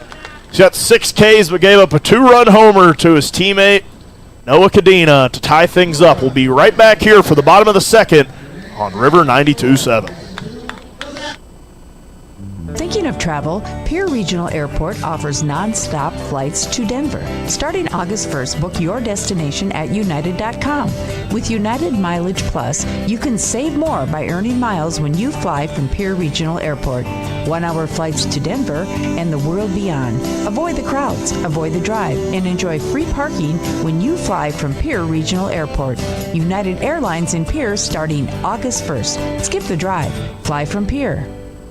We're good at making excuses for things we don't want to do. I can't work late because my cat has a job interview. Unfortunately, we're also good at making excuses for things we shouldn't do, like driving drunk. There's nothing on the back roads but cows. The truth is, there's no good reason to drink and drive. Not even if you stick to the back roads. If you drink, don't drive. No excuses. Brought to you by the South Dakota Office of Highway Safety, South Dakota Broadcasters Association, and this station. If you're interested in becoming a valued sponsor of an Oahe Zap broadcast, you can contact us for more information at sports@dakotaradiogroup.com or call us at 605-224-8686. Hey Zap baseball fans, it's Justin Cowart. If you're interested in a podcast that's sports and only sports, you need to check out Players Perspective. I have athletes and coaches from the South Dakota area and across the country, from the high school all the way up to the professional level. Come on and tell stories of their biggest and best moments of their athletic careers. If it's sports, you bet we cover it on Players Perspective Podcast, sponsored by Avera. You can find it wherever you find podcasts by searching DRG Media Group or on drgnews.com. Now, back to myself and Dylan Beach in the broadcast booth for some more Zap baseball. Tie ball game here on 4th of July. 2-2, the Bison tying it up with a Noah Cadena homer. The 4th of his lifetime. Not this season, not his career just playing collegiate baseball, his entire life, he told us. He wanted to make it 4 this season, and he sure did make it 4, but he did it for the opposing team. He was kind of the guy who drew that short end of the straw to go play for the opposing team. All I can say is he better hit another home run this season for the Zap. He has to at this point. Jackson watches ball 1. He told us he wanted to hit his 4th homer, and I think if you would have asked him, he would have envisioned it in maybe a powder blue Zap jersey. Jackson drills that one into the right field gap. Settling under it is Lindsay, making a nice catch there, spinning and throwing that one back into the infield underhanded. He looks a little bit more comfortable in center than he did at first. I feel like that's probably his natural position. Yeah, maybe. but granted, his infield did not make any easy throws No, for him not. to play over there at first base yesterday, so cut him a little bit of slack. And that's the thing. There's no Bison who are comfortable enough playing catcher, and they have a catcher on the way. They're not just going to play with Noah Cadena all season. The Zap do get him back. Frazier swings on that one for strike 1. But they didn't have a catcher for the series, so Noah Cadena throwing on the Bison jersey this weekend, and he'll be back with the team before you know it. Any Zap fans out there? That one fouled towards our broadcast booth. It got Justin Coward a bit excited. I almost ripped the window open to try and catch that one. It'll come. We're going to get one of these It days. will. I know we will, and we better have the window open for it. Evan Frazier behind the count, 0-2. That one misses higher than he is tall for ball one. Gavin Frazier, not the tallest guy in the world, but that one missed. You can't knock them all out of the park, Dylan. Yeah, that one missed considerably up in the zone. That one caught, though. Goes down looking for the second out of the inning. And Gavin Frazier, not the happiest with that at-bat with himself, but he has been on a tear here lately. Going 5 for 6 in that second game versus the Prospects. The only time he didn't reach was a hard-hit ball that he put towards the third baseman that went down as an error. So he reached all 6 times in that game. Hayden Johnson now to the plate, trying to work some of that two-out magic. That one down the middle for strike one. And one thing I want to ask Richard Gilmore is if the colored plate makes it any easier to do balls and strikes, or if it makes it any harder than maybe the white plate he's typically used to. The 0-1 to Johnson, kind of fisted towards center field. Lindsey giving chase, diving, and making the snag. Lindsey showing off the leather to record the third out of the inning. The Zap can't answer back. Still got a 2-2 ball game here. Heading to the top of the third. We'll be right back here on River 92.7 in the Oahe Zap YouTube. Hey, it's your phone talking. Yeah, your phone. You know, that thing you're constantly picking up and poking around? Well, listen, when you're behind the wheel, would you please give me a break? You'll have plenty of time for your TikToks and, I don't know, texting your friends after you put it in park. Distracted driving, friend. No joke. One quick text or social media feed can cause a crash. And hey, I don't want any part of that. You got someplace to be. And trust me, I'll enjoy the downtime. Brought to you by the South Dakota Office of Highway Safety and its station. Dunes Golf is celebrating their 30th anniversary this summer. They look forward to seeing old friends and new acquaintances on the driving range and on the course throughout the summer. Play 9 or 18 holes. Pay by the round. Save with a punch card or become a member for unlimited play. Dunes Golf is a great location for group outings or a summer play day. Call 605-223-2525 or see golfdunes.com. Just 1 mile north of Fort Pierre on Highway 1806. Dunes Golf. Thinking of travel, Pierre Regional Airport offers nonstop flights from Pierre to Denver. From there, you can fly anywhere. Airport. Skip the drive. Fly from Pierre Regional Airport. Looking for happenings in Central South Dakota? The Pierre Area Chamber of Commerce Community Calendar is your go-to for all the latest events. From entertainment to local benefits, community activities, and more, there's something for everyone. Email your event to contactchamber@pierre.org and it will be listed on the weekly calendar. To view the calendar, go to www.pierre.org. Let's celebrate together in the heart of South Dakota. The Pierre Area Chamber of Commerce, connecting our community one event at a time. Top of the third inning, tied up at 2 apiece. Well, we got this inning started a little bit early. Richard Gilmore wanting to get some innings in before the rain comes. Easton Pratt fires a strike to make it 1-1. He comes back. That one misses outside and makes it 2-1. Bit of an unfortunate moment in our mid-inning tic-tac-toe game. Looks like Brooks Cartwright lost one of the O's that marry the X's and O's together. This one misses way outside for ball 3.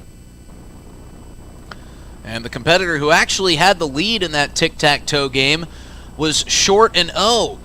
So all he could do was stand there and watch his counterpart come in with the X, drop it in for the win as Pratt fires a strike into Louis Coca, swung on and missed to work the count full. X's and O's and a tough L for that young Zap fan. Here's the 3-2 pitch. Swung on and missed. What a great at-bat there from Easton Pratt to come all the way back from down 3-1 to fire a couple back-to-back strikes. That one swung on and missed for strike 3, and it's the first out of the inning. And as we look out into left center field, beyond the Boys and Girls Club and above the roof of the Avera, you can see in the rolling hills a huge sheet of rain. as the first pitch is down and away for ball one to Gannon Hall. But just to the right of that huge sheet of rain is a huge splotch of blue sky. And if that's not South Dakota weather, I don't know what is. Second pitch to Hall, misses high for ball two. Pratt with a quick tap of the rosin bag on that right hand. See if he can get back in this at bat against Gannon Hall. That one fouled into the fencing for strike one. And now with Naruto Saito no longer with the club, it's up to Wyatt Gladue to chase down foul balls for the Zap. Got to meet Wyatt Gladue's grandparents, his parents, and a couple of his family friends who are in from California. That one off the plate for ball three. And I don't know what it is about these Zap ball players, but I think Jamie Habiger, I don't know if he's vetting the families before, as that's down and in for ball four. It seems like every parent or member of the family from each of these Zap players is as nice as can be. Well, and we have ball players who are so kind and sociable. I feel like it's kind of a reflection of their parents, and as we've got to meet them this year, it's really been a treat, I say, as they have brought us some literal treats, but I have enjoyed getting to meet the families of these ball players. Well, Wyatt Gladue's grandmother was as nice as could be, had nothing but nice things to say about the Zap, about Central South Dakota. She even had a nice couple words for the broadcast team, believe it or not, as Curtis Lindsey takes strike one on the outside corner. We'll take those wherever we can get them. Yeah. And Dylan mentioned those sweet treats. Here's the 0-1 to Lindsey. That one misses just a bit low for ball one. Bryce Van de Wastein's father, Jamie, brought us some cinnamon buns, homemade cinnamon buns, a family recipe yesterday. He said, we heard you trying Gavin Fraser's mom's gifts from Canada. She brought us a bunch of Canadian snacks that we got to try on air. Here's the 1-1 to Lindsey. That one is shot out to deep center field. Giving chase is Golden. Looking up, that's going to bounce at the base of the wall. Rounding second, heading for third, being waved home. Here comes the relay. Beautiful throw from Frazier. The play at the plate is in time. What a relay from Golden to Frazier, who fired it into Mason Lang. And they chopped down Gannon Hall, who got a bit greedy, rounding third and headed for home. A picture-perfect relay, and the Zap keep this thing tied. Curtis Lindsey will head to third on the play. But Gannon Hall trying to go from first to home on the deep shot from Curtis Lindsey. That's the first non-strikeout of the game. That's right. We're in the top of the third inning, and the first out that hasn't come off the arm of Easton Pratt comes in grand fashion. It's a good effort from him. I thought he just got around the tag. It was close. As Talon Field takes strike one on a fastball right down the middle. Gannon tried to slide around the tag. He went towards the foul side of the third base line.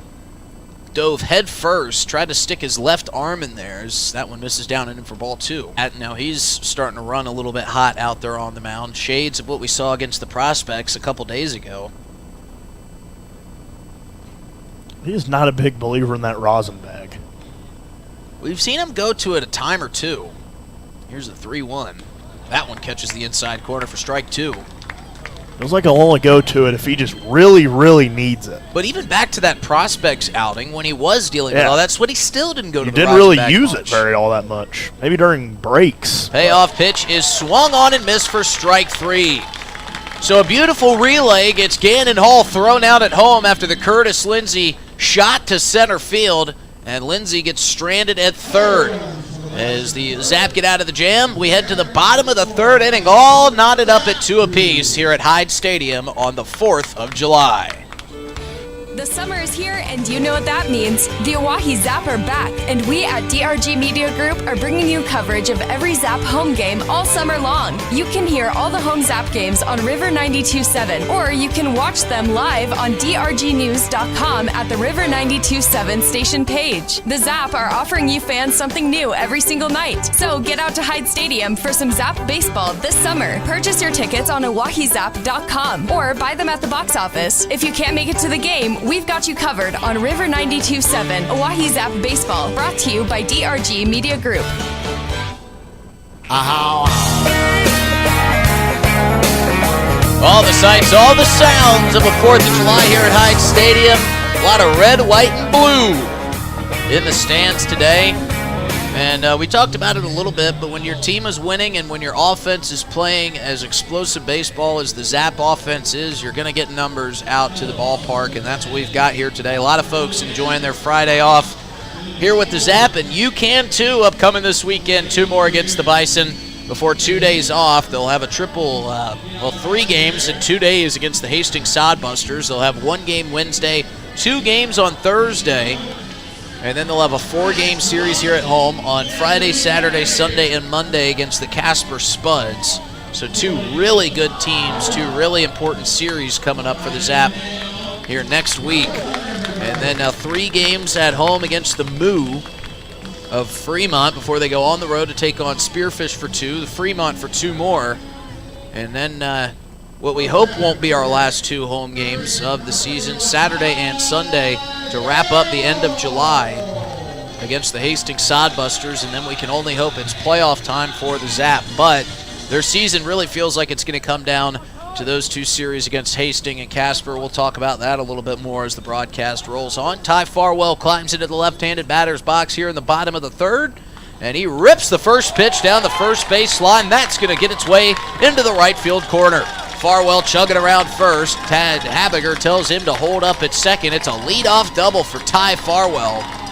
And the offense is rolling for the Zap here in the bottom of the 3rd. Good start there after giving up the 2-run homer, and it kind of felt like momentum shifted back to the Bison, and they were out hitting you, and they still are out hitting you right now, and it feels like maybe that's going to turn the tide for the Zap. I mean, Pratt's been pushing on the mound, but gave up that towering shot to Cadena, but maybe this is what gets it started for the Zap. That'll bring up Nick Golden, and it's still early in the ballgame, but we may go back to that relay as Ty Farwell nearly gets picked off at second. He was caught flat-footed and just barely jumped back to second base in time. A great move from Sam Benz as Talon Field kind of snuck up behind Ty Farwell. And as great as that hit and double was for Farwell, that would have been equally as disappointing if he had gotten thrown out there at second base. Yeah, he's 6'5". I think if he was 6'2", he had been out there. Yeah, that was about as close as it gets. So now Benz will deliver to Golden. That one is ripped, and that's going to get through the gap on the right side. Down for another base hit. Farwell going to be held at third.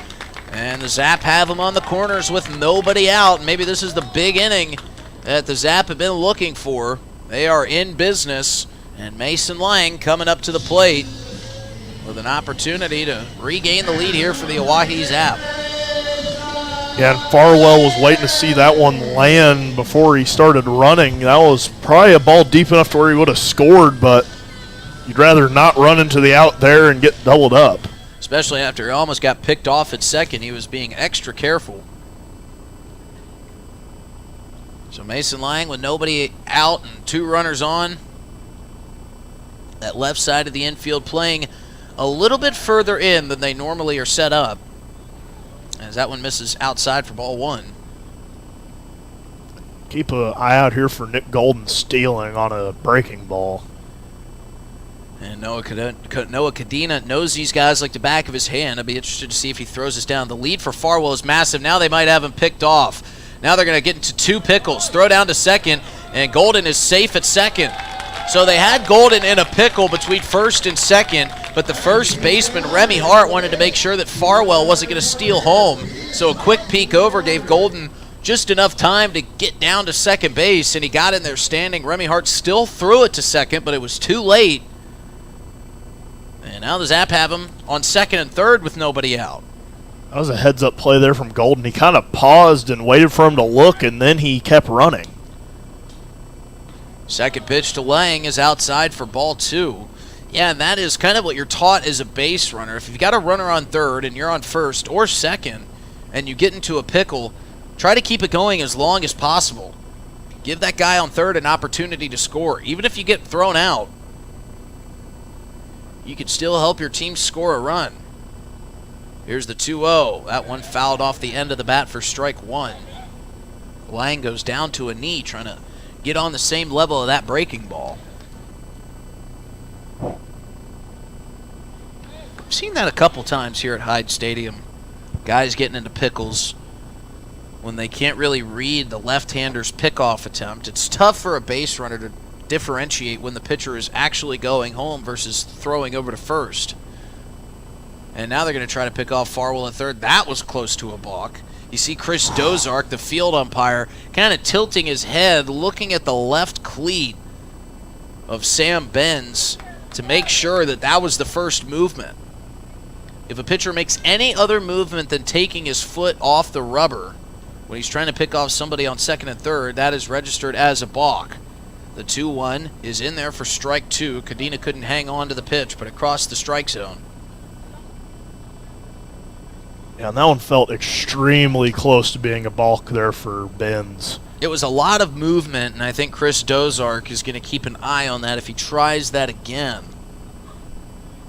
I think we might see a balk. That is, if he doesn't change anything about that pickoff attempt. Here's the 2-2. Outside, that one scoots by Cadena, and Farwell's going to score. So Farwell had about a 20-foot lead off of third, so he only had to take a couple steps to score from third, but it got well past Noah Cadena, hit off the padding behind home plate, so it didn't offer a great bounce back to the Bison catcher. And Golden was able to move up 90 feet as well, so now he stands on third. Zap have regained the lead. They now lead 3-2 here in the bottom of the third inning. Benz comes set. Here's the payoff pitch. That one, a Baltimore chop right back to Benz, but they're going to say that one bounced off the plate first, so it's a foul ball. And that was probably the best possible outcome for the Zap and Mason Lang, because he surely would have been thrown out at first, and Nick Golden would have had to stay put at third. So now we'll do the payoff pitch again. 3-2 count. Nobody out. Lefty delivers to lefty, and Lang drills one. Down the right field line. Does it stay fair? It will. That one bounces over the wall for a ground rule double. Golden will score, and Mason Lang delivers for the Zap. They lead 4-2. We haven't seen that all year either. A ground rule double on these tall fences here at Hyde Stadium. Which is interesting because that was a low trajectory shot off the bat of Mason Lang. That one didn't get above the foul netting here back behind home plate. I mean, he really hit it hard.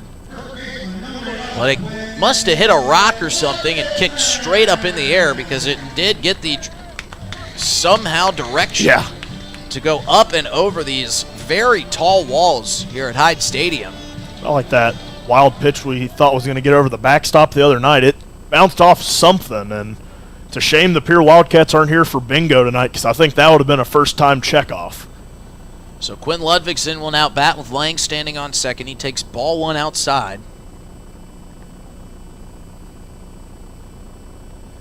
Zap back out in front. They scored 2 in the bottom of the first. They were answered by 2 runs by the Bison in the top of the second.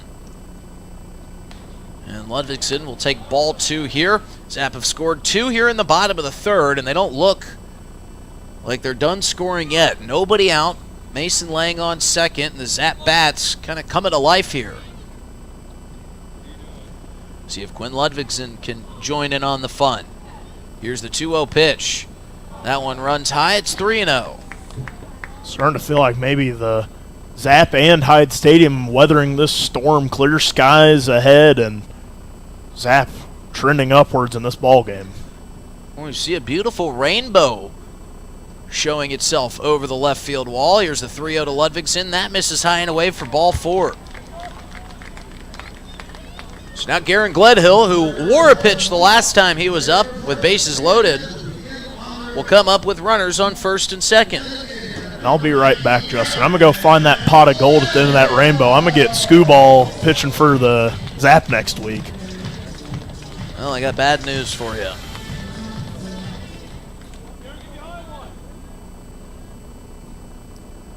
There is no gold. Here's Garen Gledhill. Nobody out with 2 runners on, and the Zap leading 4-2. He rips that one. That's going to go towards third. Double play opportunity. Firing to second for 1. Bouncing it to first for 2. Not in time from Rhett Rogers. But a good play from Louis Coca to get the first out at second base. Gledhill will be safe at first. And Mason Lang will make his way to third. And that was certainly a guy for a double-up chance. Garen Gledhill still nursing that injury, not back 100%. And he was chugging along there, but if that would have been even a somewhat decent throw, that would have been an easy double play.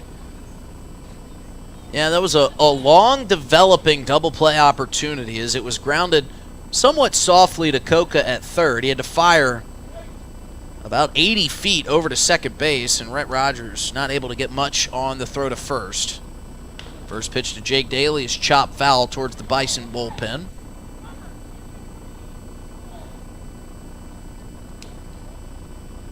Daly was the final out with the bases loaded in the bottom of the first inning for the Zap.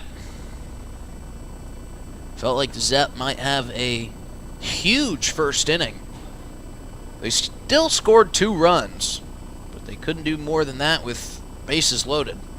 Here's the 0-1 to Daly. He goes down to get it, and that one is fouled. And now we have the rare double rainbow going on out in left center field. It's beautiful. Yeah, folks, I know you got the day off today, so spend some time and go watch the double rainbow video, and that way you'll know what Dylan's talking about. It is beautiful. But I think that guy's seeing double rainbows more often than anybody else. Pickoff attempt not in time over to first base. 0-1 count here to Daly. It's been threatening weather all day, but it's just seemed to stay away from Pier. Here's the 0-1. That's shot up the middle. It's a seeing eye single for Jake Daly. Gledhill will move his way to second. And Mason Lang will come home to score the third run here in the bottom of the third for the Zap. They now lead 5-2 with 1 out. That one went off the end of the bat, but it was so perfectly placed. The talent field, even though he's speedy, couldn't make his way over to cut it off in time. And this looks like it might be the end of the line for the Bison starting pitcher, Sam Benz. He gives up 5 hits, gives up 5 runs, and he leaves 2 runners on first and second here in the bottom of the third inning. But again, we might have gotten deked here by Coach Martin, as it looked like he was going to make the change. And we thought we might see Ethan Miller coming out of the bullpen for the Bison. And Ethan Miller thought he might see Ethan Miller coming out of the bullpen for the Bison. He started to make his way. He was across the left field chalk before Martin sent him back to the bullpen. They're going to stick with Sam Benz here in the bottom of the third. It's not the second time we've seen that here in this short start of the series.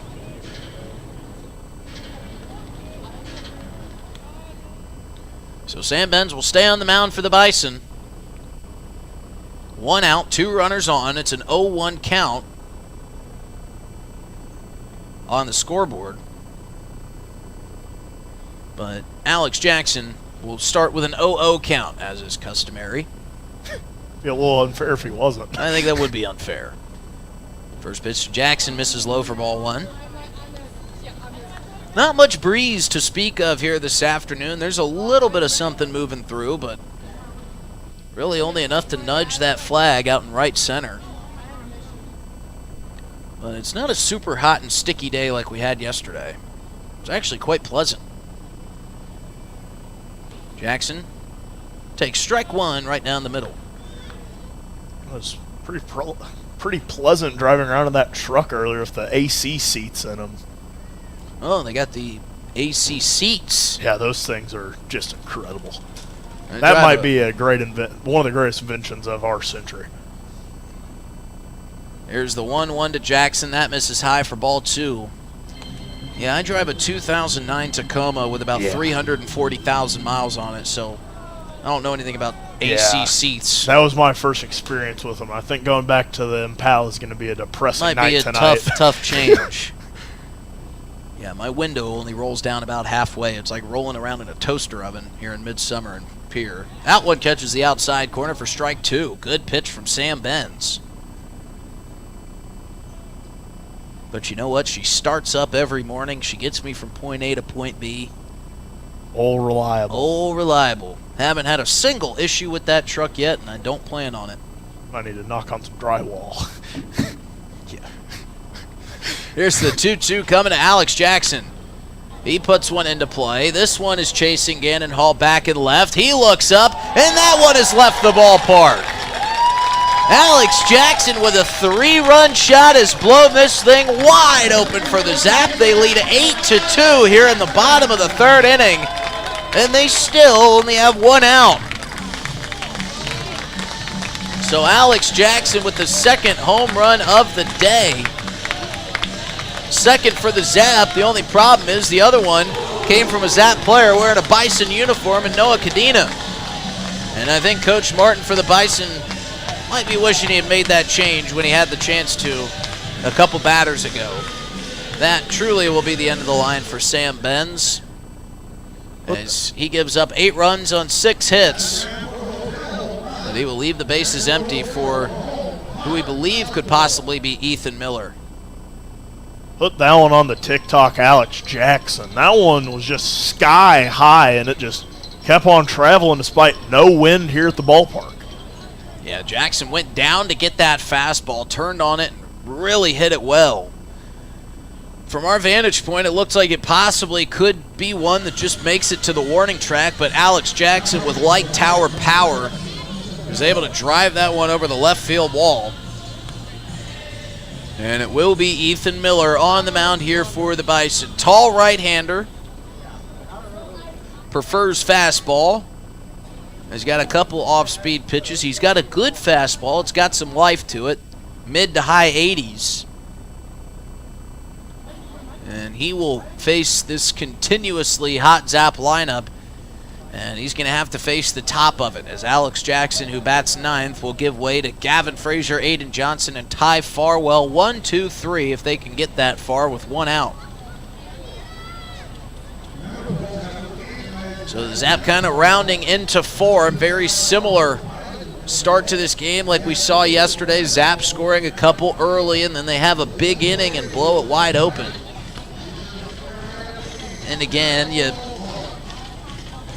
these are 9-inning games, but with as many home games in as little amount of time as the Zap have coming up, you know, they would love to get to that 10-run threshold and try to get out of here in 7 innings. Especially if we get one of those patented South Dakota random rainstorms. It looks like it's going away, but it didn't look like we were going to get any rain that night of the Spearfish game either when they got rained out. Well, you only got to get through 5 innings to make the game official. And as we promised, we would keep an eye on the forecast for you. And it still looks like some rain developing later in the evening, but it doesn't look like much. So we'll see if that continues to be the case. As a couple more warm-up pitches coming here for our relief pitcher, Ethan Miller, before he faces the top of the Zap lineup. And it is a very pretty sky here at Hyde Stadium right now. As we mentioned, those rainbows cresting atop the clouds that are backing behind it. A little bit of blue sky sprinkled in, and a little bit of sunlight peeking its way through behind us. Richard Gilmore letting Ethan Miller know how many warm-up pitches he's got left. Gavin Frazier having a chat with Jamie Habiger as both of them make their way to the third base side. Talon Field working on his swing over there at the shortstop position.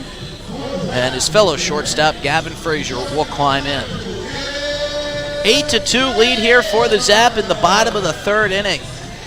6 hits for Oahe, 8 runs. 3 hits for the Bison. They've got 2 runs, which came on the 2-run home run by Noah Cadena. First pitch to Frazier. He lines one into center field. Curtis Lindsay tracking. He's under it. And 1 pitch, 1 out. Pretty efficient for Ethan Miller. That is the second out of the inning. And that'll bring up Aiden Johnson. So as good of a start as you could ever ask for. 1 pitch, 1 out. I guess the only thing better would be to have a runner on base and pick him off, and you don't even have to register a pitch to get that first out. We'll see if Aiden Johnson can get a little 2-out rally going here for the Zap. They've scored 6 here in the third, but you know they'd love to add to that. First pitch to Johnson is ripped down the third base line, but just a bit foul. Johnson out in front of that fastball a little bit too early.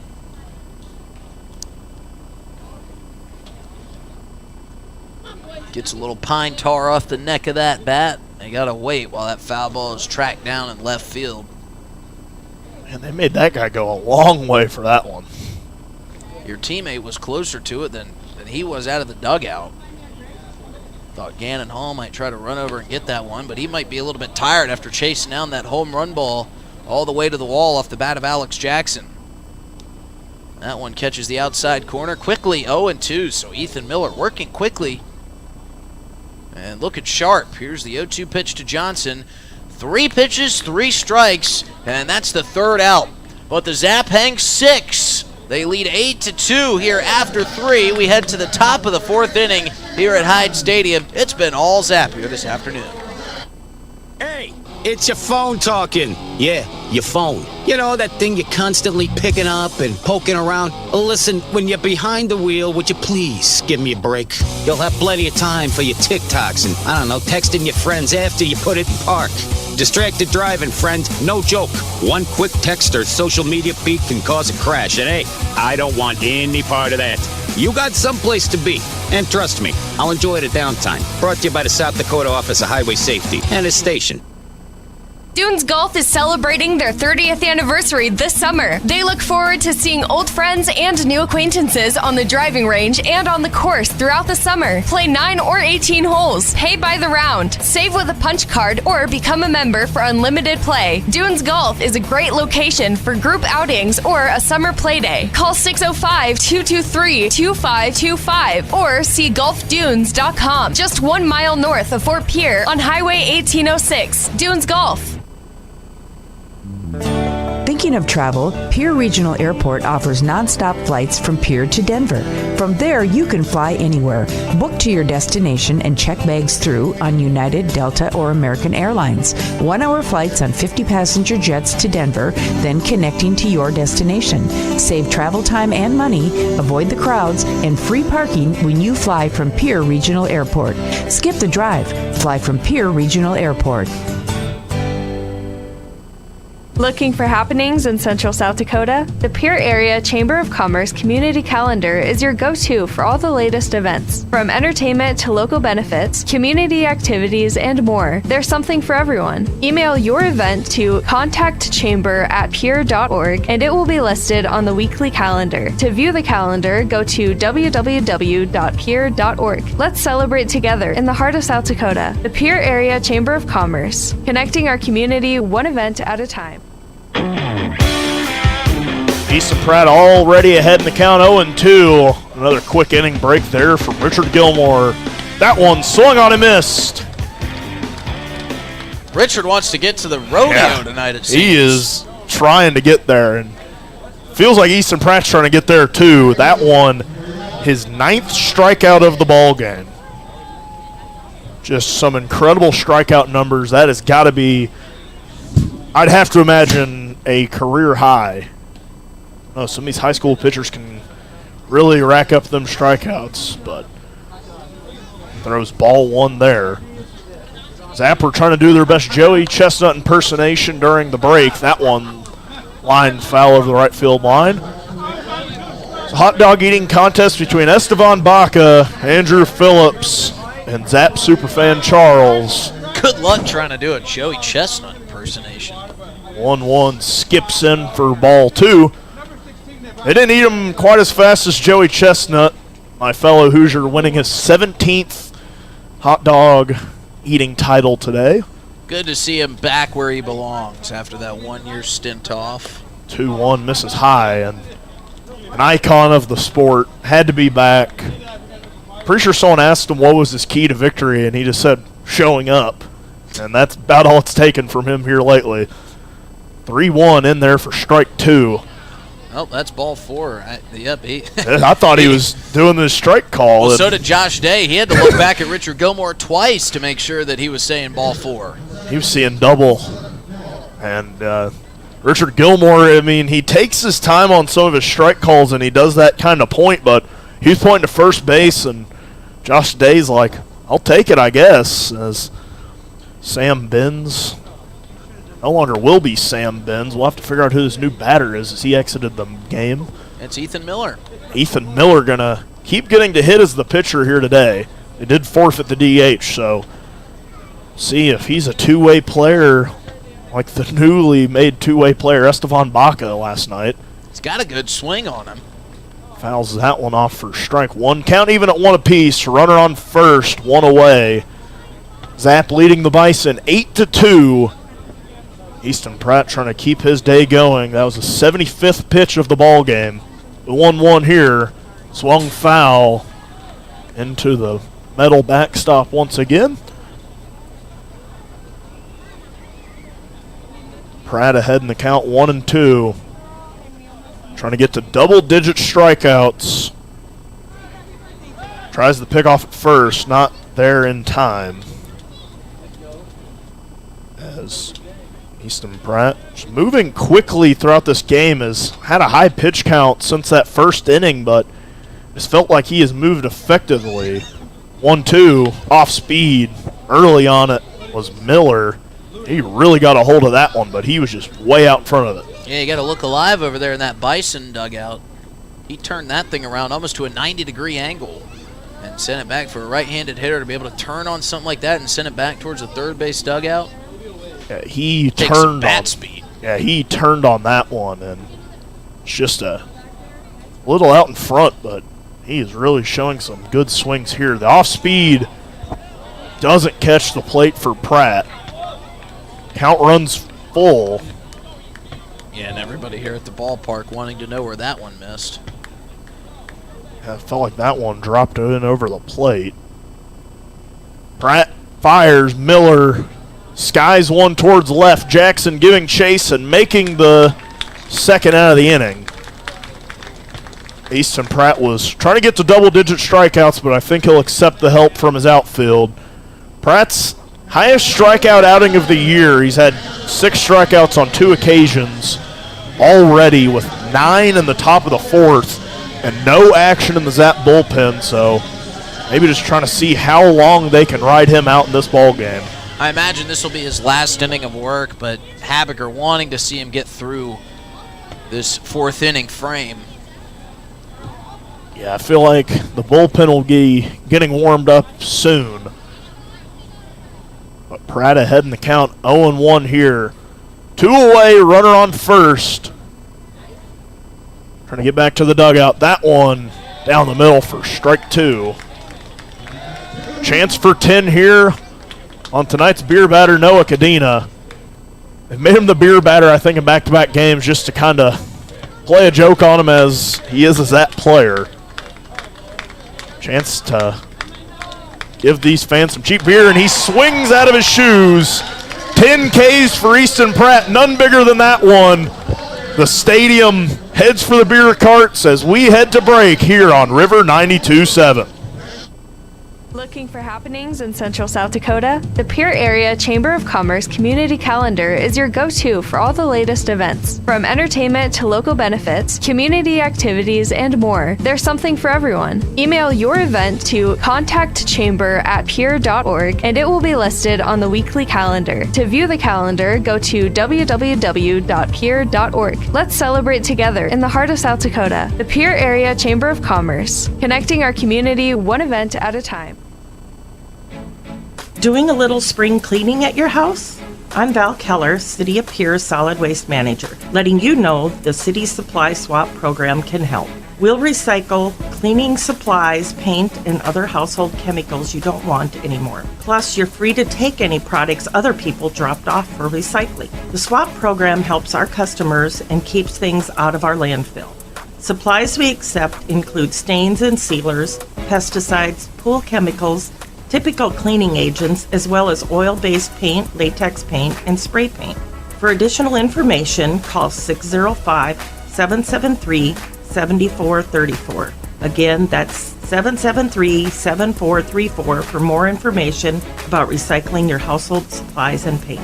Let the City of Pierre help you get your home and garage cleared out and cleaned up for the summer months. This public service message is brought to you by the radio stations of the DRG Media Group in Pierre. Jersey race underway here at Hyde Stadium, and we have a winner. Just got to run back to Brooks Cartwright. We saw a fan do some showboating here at Hyde Stadium on the Jersey race last week, and it didn't pay off for him. This kid's straight to business, getting his win here tonight. He was doing a lot of showboating. I mean, Yeah, he was stunting to the crowd, throwing his hands up, pumping up the crowd. Kind of Deshaun Jacksoning it towards the finish line, and then he dropped the ball right before he crossed the goal line. Shocked you didn't hit the Nelson Cruz salsa. That's probably too ahead of their time for some of these kids. Might be ahead of. I thought that would be ahead of your time. No. The Nelson Cruz salsa had a chokehold on, I think, my generation in elementary school. I had a buddy who was a Giants fan at college who met a guy at a hotel, and he said, if you do the salsa dance, I'll give you sideline passes. And boy, were those probably the easiest sideline passes ever earned in the history of the game. I believe you mean Victor Cruz. Victor Cruz, yeah.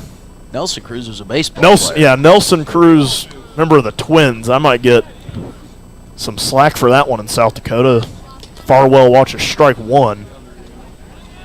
Nelson Cruz, a notable power hitter. Victor Cruz, the wide receiver for the New York Giants. Farwell trying to keep this thing going for the Zap. They lead 8-2. That one skips into the backstop. Bounces back into the glove of Cadena, but it'll only count for style points. It'll go down as a ball. Farwell with his signature shimmy. Estevan Baca imitated it last night and then got a base hit. And if you're going to imitate anyone in this Zap lineup not named Vince Polizzi, I think you'd want to do Ty Farwell. The 1-1 just misses for ball two. And you talk about imitations, I think we are going to try to see a Zap player do their best Sammy Sosa imitation. Because if they hit a home run, I see an American flag hanging out in the back pocket of Coach Wiggins over there at first base. I can guarantee you that's getting handed off to the home run hitter for him to hold up as he trots around the bases. Farwell heads to first on that ball that caught him on the heel. I was wondering if they were going to give it to him for a minute. He was heading to first. Richard Gilmore was contemplating, but ultimately rules in Farwell's favor, so a leadoff hit batsman for the Zap gives Nick Golden a base runner to try to work around. Nick Golden hitting clean up here today. We've typically either seen him in that 1 or 2 spot or 8 or 9, but he has been hitting red hot here lately. 350 hitter for the Zap. He was a former Bison himself last season. Maybe trying to enact some revenge here today. He swings and misses for strike one. He had that Sammy Sosa homer on his mind on that swing. Yeah, he sure did. And, you know, I know this is it's the 4th of July. Everybody's having a good time. Zap are leading 8-2, but now I have a feeling that the only thing that's in the mind of these Zap hitters is getting that flag out of Coach Wiggins' back pocket. That one skips at the plate for ball 1. And we saw what happened to Vince Polizzi last year after he got home run happy. That's all he was thinking about at the plate, and he couldn't recapture that moment. You just hope that that doesn't start here with the Zap lineup. Have them thinking about one thing and one thing only, going deep. Golden awaits the 1-1, swings on a ball low for strike 2. Nick Golden feels like a guy who would probably pull out a very wicked home run celebration. He is a just lively guy, and he will let you know about it on the base paths. He's behind in the count 1-2. Farwell at first. Nobody away here for the Zap. Miller sets and fires. That one runs inside, hits Nick Golden. What else is new? 15th time this season. There are probably Hall of Famers out there who weren't hit 15 times in their career, let alone at half a season. I'm trying to figure out how this keeps happening to him. I don't know if he's setting up over the plate or, you know, inching across. I simply don't get it. It's an anomaly. He gets hit. I mean, his average is getting closer to 1 every 4 times he goes up to the plate. Yeah, he is a statistical anomaly of how much he gets hit. I mean, he leans kind of somewhat into him, but it's not even enough because he's never been called for it. He is just the art of wearing pitches as Lang clubs that one, and Farwell going to get caught up.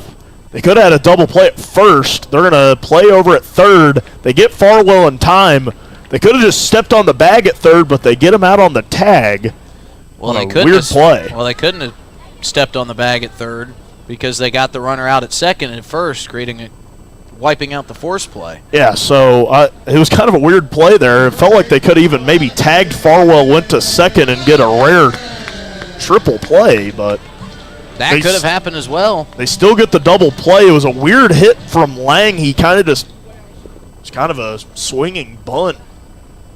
Not even that, maybe just a weird hit towards the shortstop, and Farwell was caught up in between. They went to second to get Golden before they got Farwell, and then went to third and got the tag. Pretty heads-up play by Talent Field, actually. That one runs outside for ball 1 to Ludvigsen. Because Farwell couldn't go anywhere. He wanted to make sure Field didn't catch it on the fly. And that kind of happened to the runner at first as well, so everybody had to stay put, and Field, seeing his opportunity, was like, I'm just going to step on second and then throw to third, and we'll get the lead runner as well. Miller comes set. That one a strike to Ludvigsen. Just like that, runners on first and second for the Zap has evaporated. They had nobody away. And now 2 away, a runner on first. Trying to get to that run rule margin for the second time in this series. 1-1 to Ludvigsen. Swung on and missed for strike 2. Been really impressed with Ethan Miller since he's come into this ball game. You know, it was a tough outing for Sam Benz, but Ethan Miller came in a jam, and he got the final 2 outs on 4 pitches, and he's kind of just dealt since then. 1-2 to Ludvigsen, driven towards right. That one drifting into the glove of Josh Day for the 3rd out of the inning. The Zap can't get any more insurance. They still lead 8-2 heading to the top of the 5th. The summer is here, and you know what that means. The Oahe Zap are back, and we at DRG Media Group are bringing you coverage of every Zap home game all summer long. You can hear all the home Zap games on River 92.7, or you can watch them live on drgnews.com at the River 92.7 station page. The Zap are offering you fans something new every single night, so get out to Hyde Stadium for some Zap baseball this summer. Purchase your tickets on oahezap.com or buy them at the box office. If you can't make it to the game, we've got you covered on River 92.7 Oahe Zap Baseball, brought to you by DRG Media Group.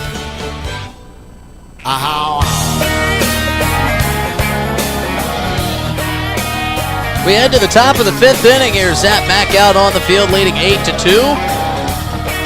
And look who's still out on the mound. It's Easton Pratt still dealing. Thought we might see the end of Easton Pratt, but he has fought and clawed with Jamie Habiger. He wants to keep going, as he has really settled in nicely. After giving up 2 runs in the top of the 2nd, he has yet to give up a run since. He almost gave up a run on a deep shot into center field by Curtis Lindsey, but an outstanding throw from center fielder Nick Golden to Gavin Frazier, who relayed it home to Mason Lang. Got the final out of the inning. Or not the final out, but they were able to get the lead runner on what felt like a sure run scored for the Bison, which would have given them the lead at that point. They stranded Curtis Lindsey at 3rd, did the Bison, and then the Zap scored 6 runs in the bottom half of that inning to take an 8-2 lead. We welcome you back to Hyde Stadium. Justin Coward alongside Dylan Beach and Eli Lewis on the 4th of July. And everybody having a little bit of fun here at the ballpark. Been a fun day, and it's continuing here for the Zap, as they got to partake in the parade. And they were assured faces. And it's so cool, too, for all these guys who come from all over the country, as Easton Pratt delivers his first pitch. That one misses down and away for ball 1. It's pretty cool to see all these guys get to experience something that takes place every year in Fort Pierre, as the 1-0 is lifted high into shallow right field. And drifting back and making the play is Quinn Ludvigsen for the first out of the inning. And down goes the top of the lineup in Rhett Rogers. And that'll bring up Louis Coca. But for them to get to experience the community, every time we have a Zap pitcher or player up in the broadcast booth, whether it be a player or head coach Jamie Habiger, you know, they wax poetic about the community and how they have kind of brought them in as their own. And they got to experience that firsthand at the 4th of July parade today, as Coca fouls that one off our direction for strike 1. There is some action in the Zap bullpen, but Easton Pratt wants to keep him down there here in the top of the 5th inning, as that one goes through the wickets of Mason Lang for ball 1. Off-speed pitch outside.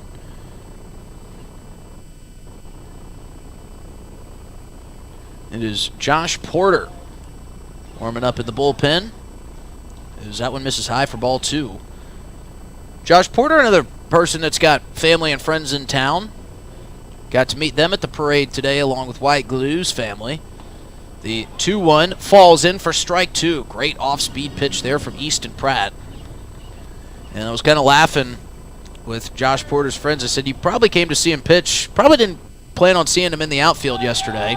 As Easton Pratt with another off-speed pitch gets Louis Coca down swinging. So Easton Pratt falling into the rhythm. That's his 11th strikeout of the day. 5 ahead of his best season performance, and he's still not done.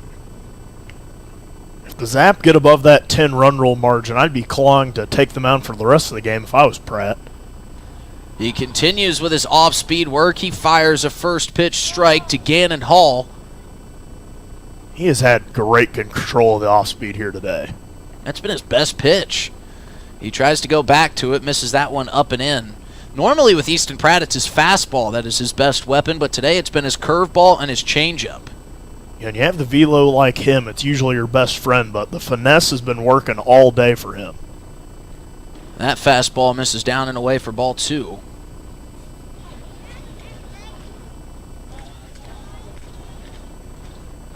The weather has sure cooperated with us here today. We weren't sure if we were going to get a game in.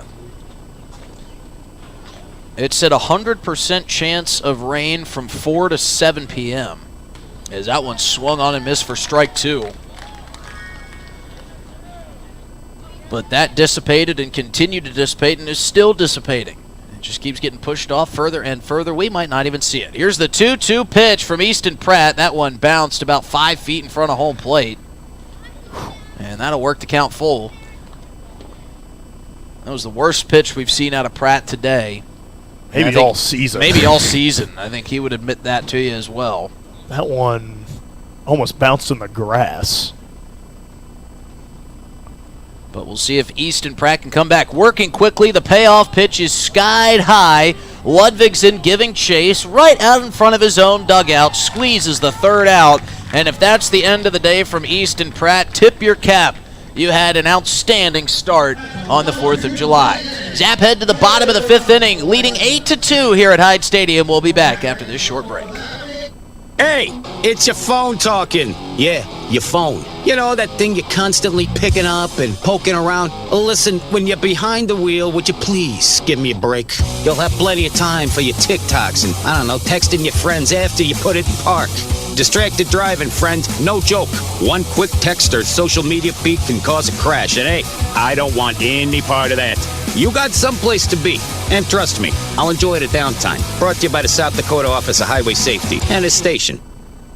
Dunes Golf is celebrating their 30th anniversary this summer. They look forward to seeing old friends and new acquaintances on the driving range and on the course throughout the summer. Play 9 or 18 holes. Pay by the round. Save with a punch card or become a member for unlimited play. Dunes Golf is a great location for group outings or a summer play day. Call 605-223-2525 or see golfdunes.com. Just 1 mile north of Fort Pierre on Highway 1806. Dunes Golf.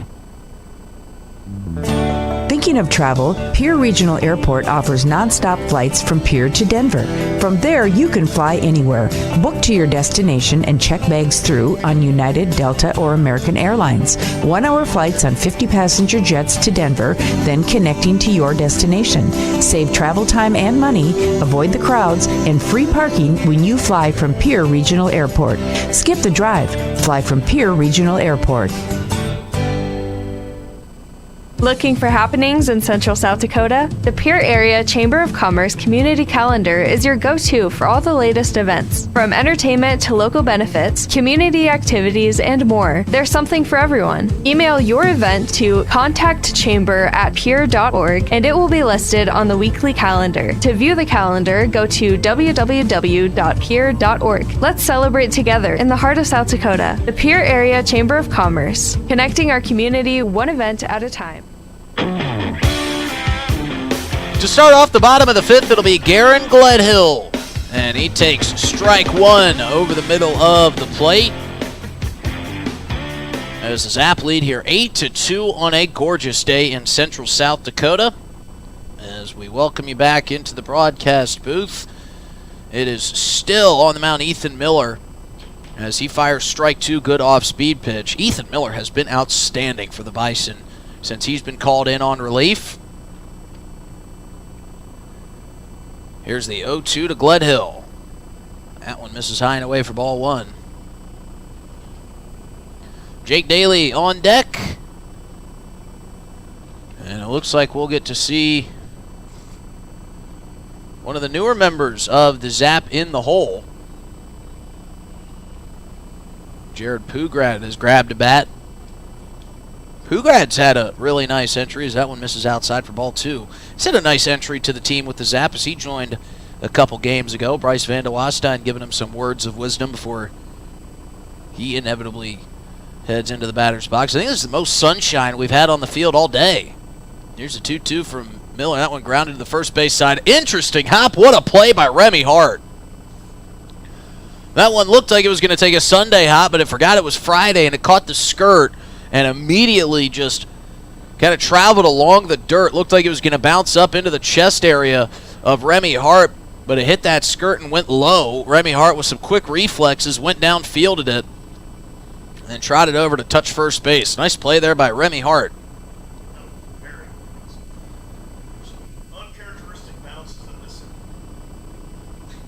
So here comes Jake Daly, and he checks his swing, takes ball 1 low. Finish that thought there, Dylan. Yeah, that was just a great play there from Remy Hart. I mean, there are some crazy bounces in this infield, and that one was just wicked. We do see some interesting bounces. As Daly chops one up the middle, right into the glove of Talon Field. He fires to first for the second out. And Ethan Miller continuing his dominant work on the mound for the Bison. 2 quick outs here in the bottom of the 5th inning. That'll bring up Alex Jackson. Alex Jackson hit a bomb to left field earlier in the bottom of the 3rd inning. And was a 3-run shot as a part of that 6-run third for the Zap.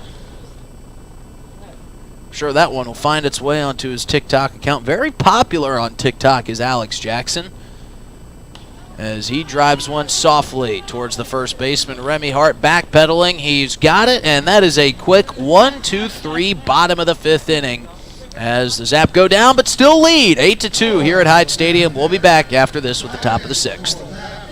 Looking for happenings in Central South Dakota? The Pierre Area Chamber of Commerce Community Calendar is your go-to for all the latest events. From entertainment to local benefits, community activities, and more, there's something for everyone. Email your event to contactchamber@pierre.org and it will be listed on the weekly calendar. To view the calendar, go to www.pierre.org. Let's celebrate together in the heart of South Dakota. The Pierre Area Chamber of Commerce, connecting our community one event at a time. Doing a little spring cleaning at your house? I'm Val Keller, City of Pierre's Solid Waste Manager, letting you know the City Supply Swap program can help. We'll recycle cleaning supplies, paint, and other household chemicals you don't want anymore. Plus, you're free to take any products other people dropped off for recycling. The swap program helps our customers and keeps things out of our landfill. Supplies we accept include stains and sealers, pesticides, pool chemicals, typical cleaning agents, as well as oil-based paint, latex paint, and spray paint. For additional information, call 605-773-7434. Again, that's 773-7434 for more information about recycling your household supplies and paint. Let the City of Pierre help you get your home and garage cleared out and cleaned up for the summer months. This public service message is brought to you by the radio stations of the DRG Media Group in Pierre.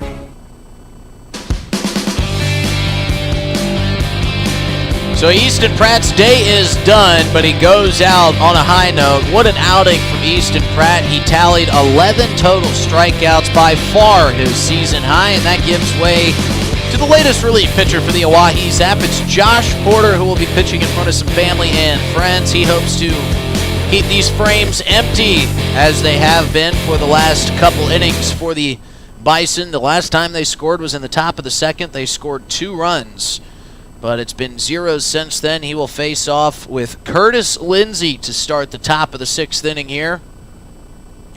Porter with his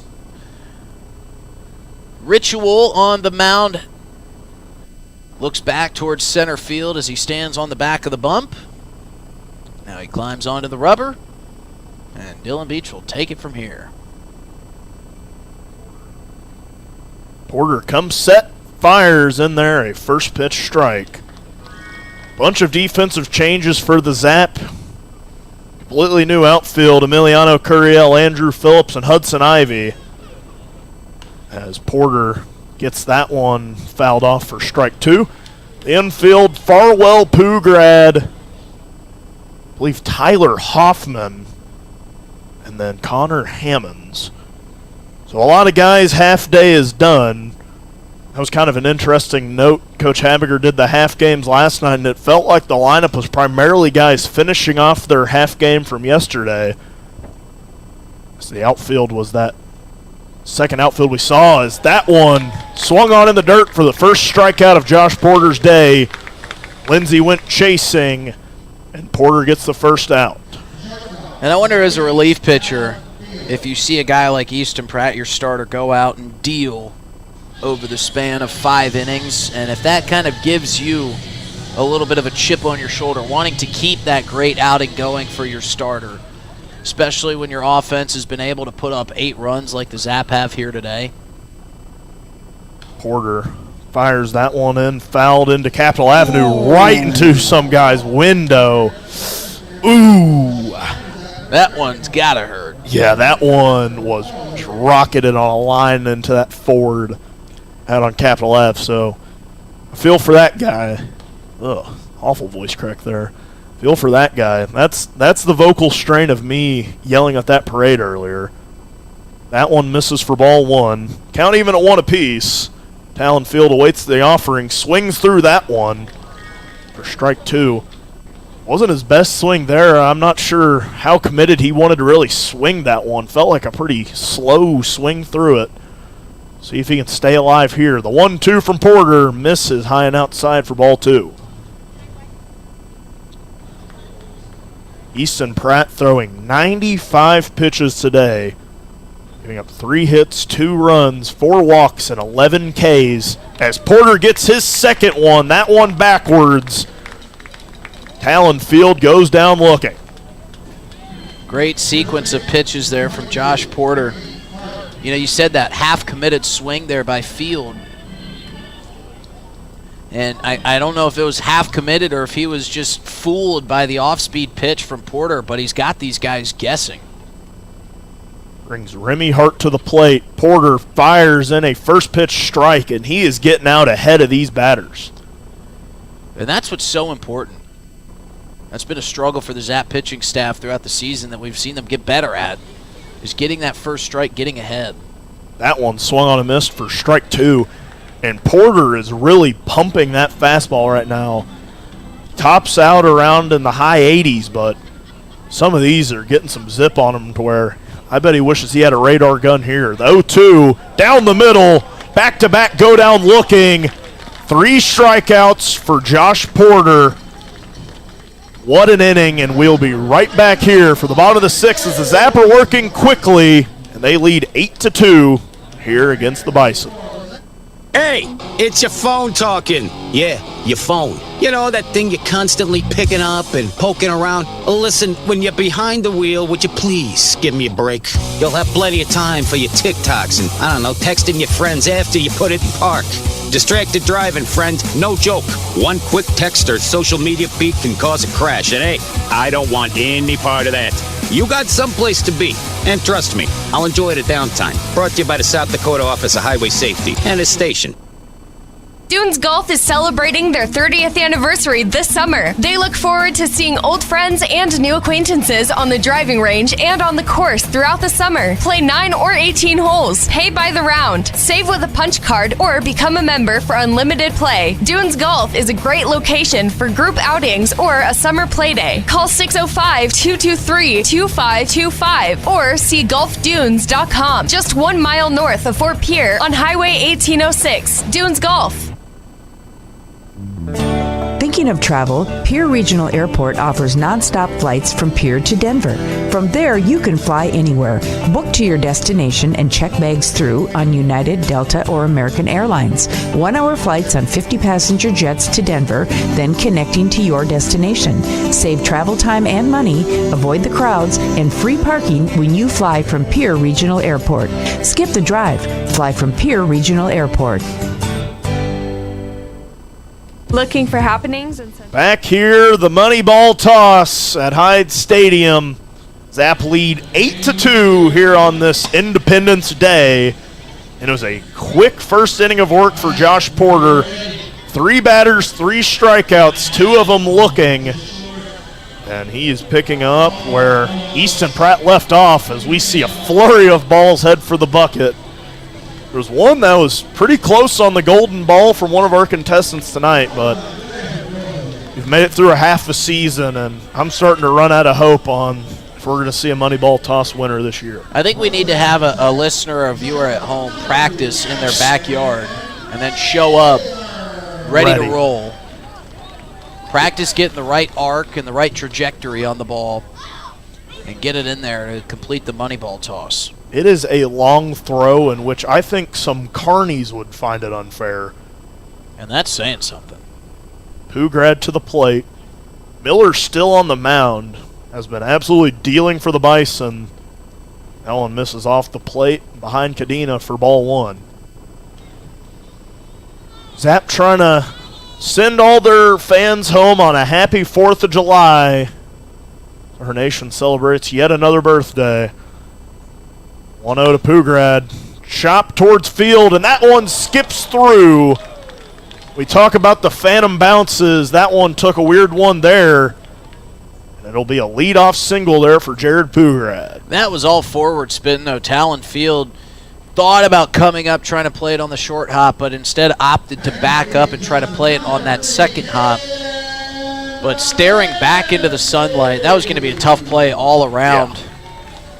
It's 8 o'clock, but that sunlight does not feel like it is 8 o'clock. The sun was missing for probably about first 4.5 innings of this game, but the last couple it has really come out and alive, and looks like a vintage Hyde Stadium sunset right now with the sun blocking a lot of view. Bazansky in, watching strike one. So it'll be Bazansky at second, and I believe either Hudson Ivey or Tyler Hoffman out and right. So many of these guys with that blonde hair with the length coming out of their hats. It's kind of hard to tell, especially with these Independence Day uniforms, as they try to pick off Pugrad at first. Not in time. Was undisputedly not in time because we never even got a signal from the umpires. Everybody knew. Everyone knew that he was safe. Pugrad runs on the next pitch. Sliding in there in time. Skipped through the glove of Field. Pugrad took a tumble in. Yeah, that was a tumble in. Once the dust settled, you could see that Pugrad's feet were up in the air, and he's laughing about that one. He knows that was not his most athletic slide. Like that TikTok trend where people have been asking MLB Hall of Famers, other their family, would you have ever liked to have been considered athletic? And they're talking to an MLB Hall of Famer. Well, that's one where if our content team wants to do that video, maybe go talk to Pugrad after that slide. As Zansky, the pitch was a strike. Pugrad dancing around the 0-2. He heads for third. Bazansky, a Baltimore chop towards first. That one drifts foul. Remy Hart was fielding it. Would have had to have tagged Bazansky on his run to first. Would have advanced Pugrad. Zap need 4 runs in the bottom of this frame to make the 7th the last one of the ball game. I'm sure there's a lot of fans out there and maybe even broadcasters looking forward to that possibility, as it is going to be a weekend full of events here in Pierce, South Dakota. Bazansky awaiting the 0-2. They try to pick off Pugrad. He's back in there standing. He wears the pickoff. Won't get awarded a free base for that one, but it'll be the first time he's been hit this season. It's a rite of passage. It's an for initiation. Every Zap player. You must get hit by a pitch or hit by a ball at some point. I think they just tell the other team to let the new guys have it. Bazansky trying to stay alive. The 0-2 from Miller. That one misses high and outside for ball one. They must think that Nick Golden is new to the team then. Every game they're like, who's this new guy? Must think that Nick Golden is fresh off the bus. Like, who's this new guy, Nick Golden? Let's hit him. He's been hit 15 times this year, one in roughly every 5 at-bats. That one, off speed, gets Bazansky going down looking. And he wasn't a fan of that call, but that one looked pretty good from up here. Turns over for Ty Farwell. As the Zap trying to send everyone home on a high note on this beautiful 4th of July. We love 4th of July on a Friday, but when there are so many events going on, it can lead to a very long weekend. Zap played last night, the parade this morning, and 4th of July ball at Hyde Stadium today. Farwell chopping that one, stays fair, but will not. It looked like it skipped over in front of the bag. Sure did. I thought that one stayed fair. So did Remy Hart. He thought he had the second out of the inning. It's looking like it was drifting fair, but Gilmore disagreeing, calling that one a foul ball, and Farwell maybe receiving a lifeline there, as he would have certainly been dead to rights on his trot to first. Miller coming set here. Pugrad on second, jumping around. Farwell fists that one up the middle, and that one's going to get down. Pugrad coming around third, coming in to score. Ty Farwell, a one-out RBI, brings in Pugrad for the 9th run of the day for the Oahe Zap. Another softly hit, opposite direction shot here by the Zap. Farwell kind of up in on his hands, but that's the sign of a great hitter. You can really draw those hands in and get to one of those inside pitches and put it in play. And a perfect piece of hitting. Pugrad didn't even need to be on third to score from that one. And the Bison playing deep to respect these Zap hitters, and you kind of have to, and they can really get a hold of them, but it's been the short ball that's really been doing the damage here tonight for the Oahe Zap. So it's Farwell on first, nobody away. Andrew Phillips at the plate. So he watches ball one. Came in for Nick Golden. I was talking to Coach Habiger. They were talking about him hitting ninth and driving Easton Pratt in today. They gave him the first half of the game off so he could make sure he got his bike back in the parking lot and didn't have to rush into center field. They didn't want him out of breath before first pitch. 1-0 to Phillips. Driven towards the second baseman, flipping to field, firing to first in time. A double play ends the inning on a close play at first. Phillips couldn't beat it out. But the Zap get one more insurance run. They lead 9-2. We'll be right back here in the 7th inning. Thinking of travel? Pierre Regional Airport offers non-stop flights to Denver. Starting August 1st, book your destination at united.com. With United Mileage Plus, you can save more by earning miles when you fly from Pierre Regional Airport. 1-hour flights to Denver and the world beyond. Avoid the crowds, avoid the drive, and enjoy free parking when you fly from Pierre Regional Airport. United Airlines in Pierre starting August 1st. Skip the drive. Fly from Pierre. We're good at making excuses for things we don't want to do. I can't work late because my cat has a job interview. Unfortunately, we're also good at making excuses for things we shouldn't do, like driving drunk. There's nothing on the back roads but cows. The truth is, there's no good reason to drink and drive. Not even if you stick to the back roads. If you drink, don't drive. No excuses. Brought to you by the South Dakota Office of Highway Safety, South Dakota Broadcasters Association, and this station. If you're interested in becoming a valued sponsor of an Oahe Zap broadcast, you can contact us for more information at sports@dakotaradiogroup.com or call us at 605-224-8686.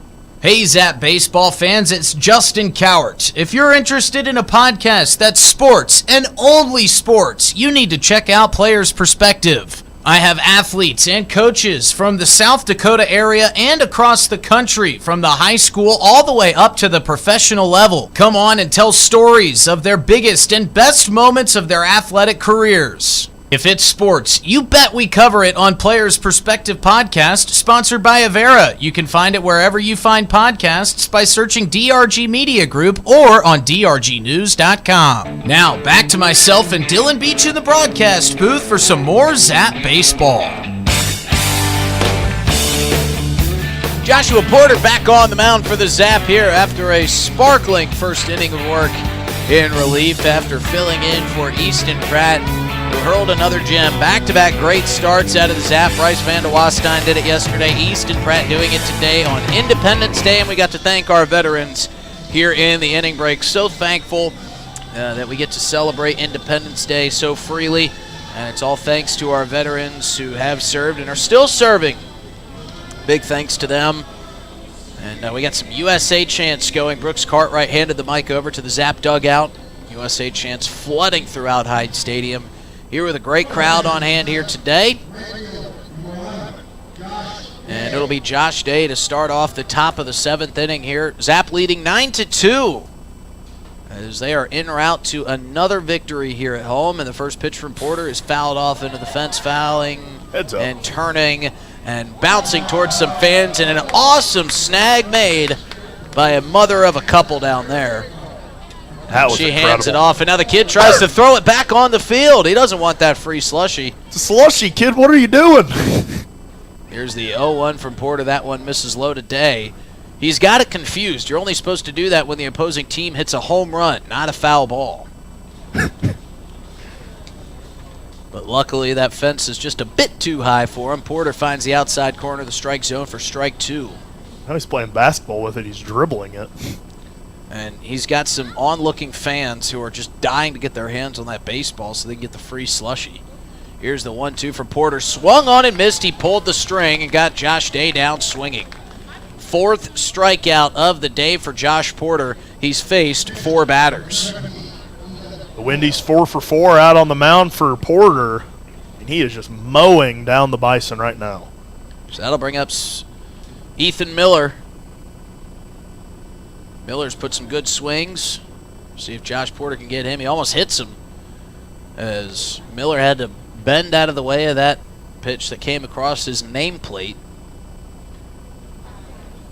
Porter back to work quickly here. The 1-0 pitch is lined back our direction and just hits the grate.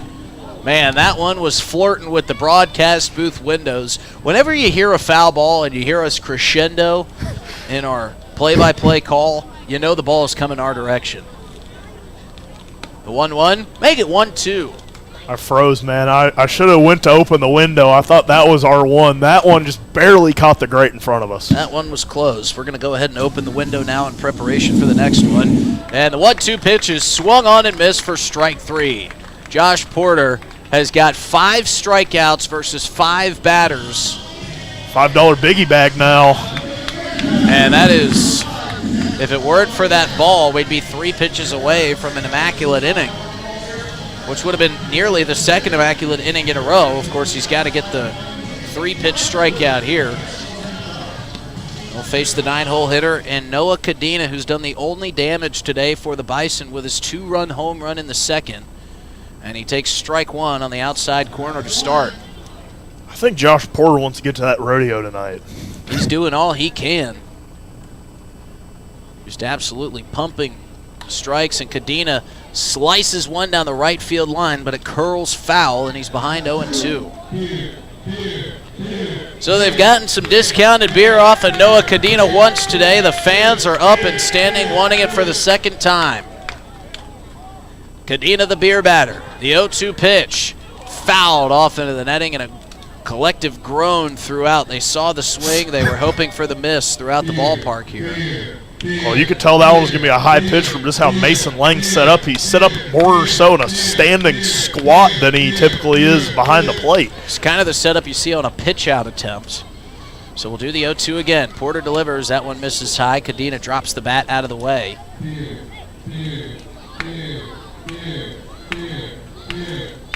Brooks Cartwright's beer chants getting ever more desperate with each passing pitch. Porter set, the 1-2. Chop to the third base side.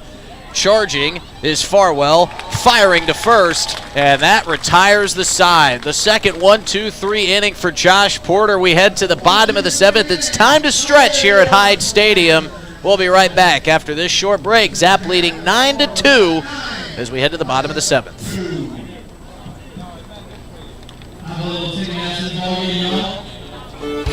The summer is here, and you know what that means. The Oahe Zap are back, and we at DRG Media Group are bringing you coverage of every Zap home game all summer long. You can hear all the home Zap games on River 92.7, or you can watch them live on drgnews.com at the River 92.7 station page. The Zap are offering you fans something new every single night. So get out to Hyde Stadium for some Zap baseball this summer. Purchase your tickets on oahezap.com or buy them at the box office. If you can't make it to the game, we've got you covered on River 92.7 Oahe Zap Baseball, brought to you by DRG Media Group.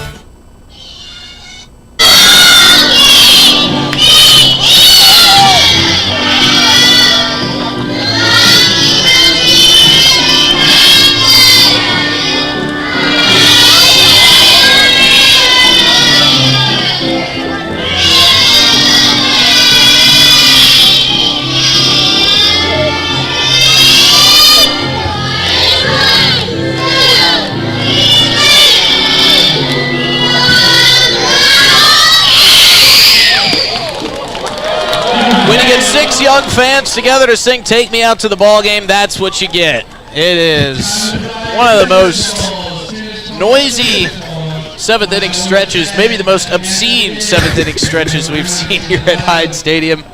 We're not going to tell you why. You can use your imagination, or you can watch on the broadcast. But some young fans just doing what young kids do.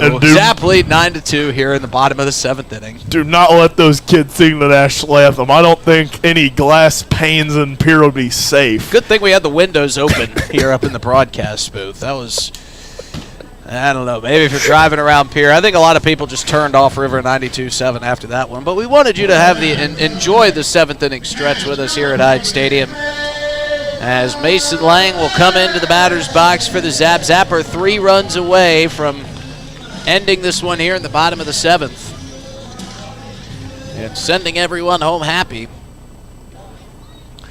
Even if the Zap lost today, I think everybody would go home happy. It's been a great 4th of July Friday here as Lang takes ball 1 down and in. Zap scored 2 in the first, 6 in the third, and 1 in the bottom of the 5th inning. Excuse me, bottom of the 6th inning. Here's the 1-0 to Lang, outside for ball 2. Would be the second straight run rule victory by the Zap. Actually be the third straight run rule victory by the Zap if they could get it done here at Hyde Stadium. They beat the Prospects 23-4. And then yesterday 15-0. That one fired in there for strike 1. Mason Lang takes it on the outside corner.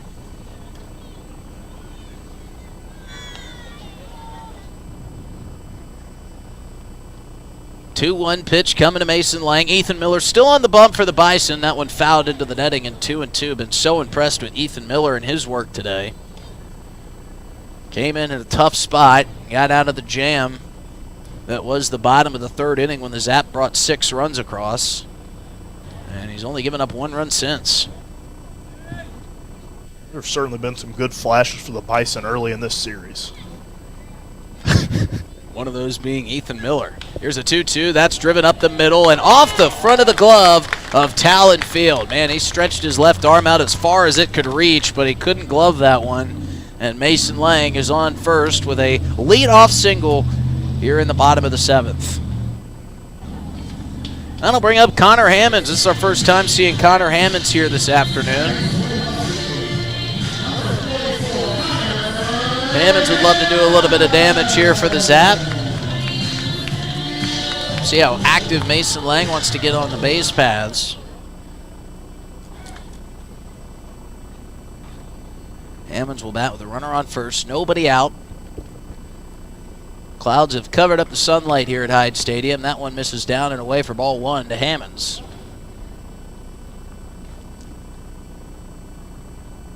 Aaron Gledhill in the on-deck circle. Love to put the winning run at the plate for the Zap.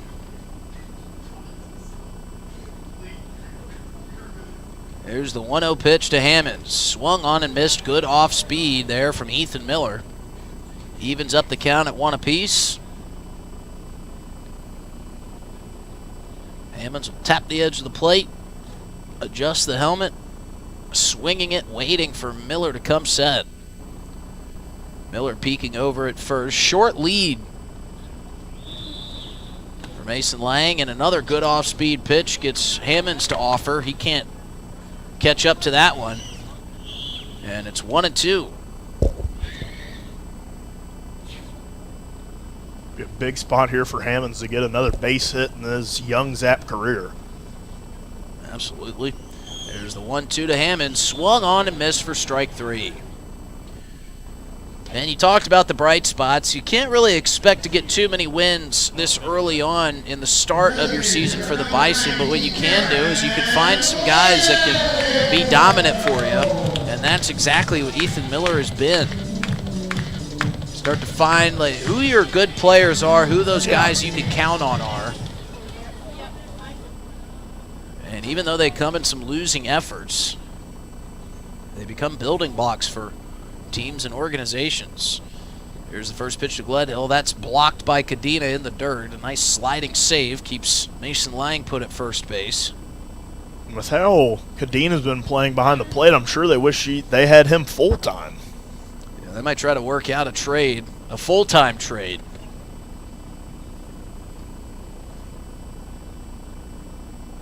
Miller set, and the 1-0 pitch in there for strike 1. Another good off-speed pitch from Ethan Miller. Gledhill didn't offer.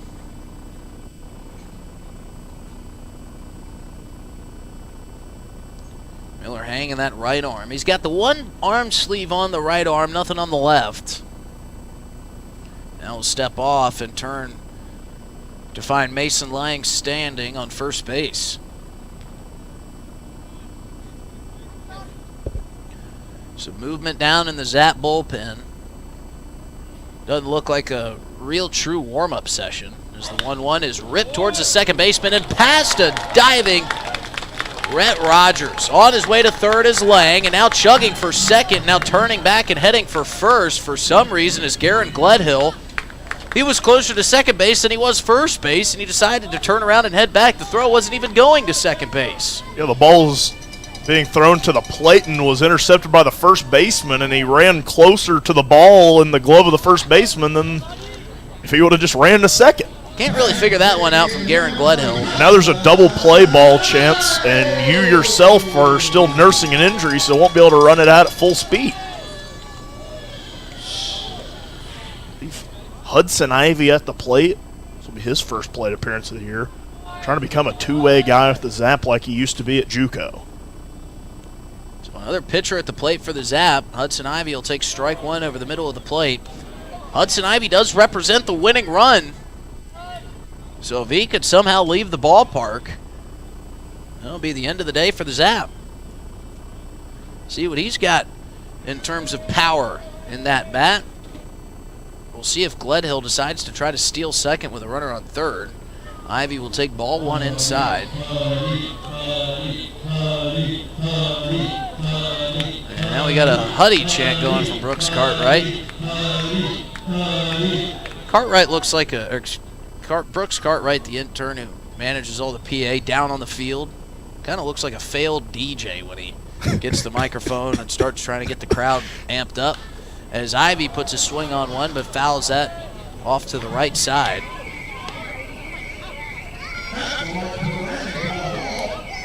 Emiliano Curiel has grabbed a bat. He's in the on-deck circle.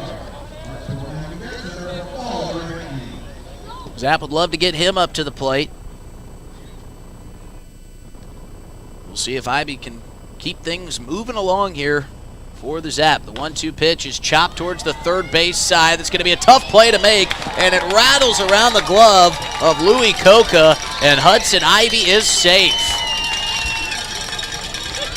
Well, it wasn't the prettiest swing from Hudson Ivy. He chopped it about 25 feet up into the air. Louis Coca had to charge, and Hudson Ivy, though he is a pitcher, is fleet of foot. There's going to be a close play either way. And now Emiliano Curiel comes up with a 10-2 lead. And I was going to say, if you needed any sort of reminder that pitchers are athletes too, he was blazing down the first base line. My goodness. So Hudson Ivy had a decision to make if he wanted to stick around for the second half of the season. He talked about how difficult that decision was going to be when he joined us in the broadcast booth. And now we got a pinch runner coming in, and it's Esteban Baca. Man, he really does it all, doesn't he? So Garen Gledhill is going to leave second base. And maybe the reason is he could be standing at third. He probably could be standing at the plate right now. Very well could be. So now some speedy runners on the base paths for Emiliano Curiel.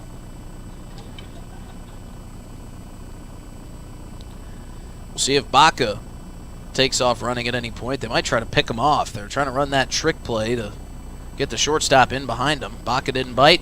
First swing coming back our way. And it's just a bit underneath the broadcast booth. That's the example of our voices changing when we see that foul ball. We just see slushy all the way. I about went over. I about thought we lost you of the for a window minute to try to catch that foul ball. Could you imagine the crowd pop we would get, though, if we did make the catch? Awesome. Here's the 0-1 to Curiel. He puts a chopper towards the first base bag. Hart looks everywhere, but his only play is to step on first for the second out. And now Jared Pugrad will come up, and a base hit will win the game for the Zap. Jared Pugrad's got runners on second and third. It's Esteban Baca at third, Hudson Ivy at second, and I never thought I would say that as a Zap broadcaster.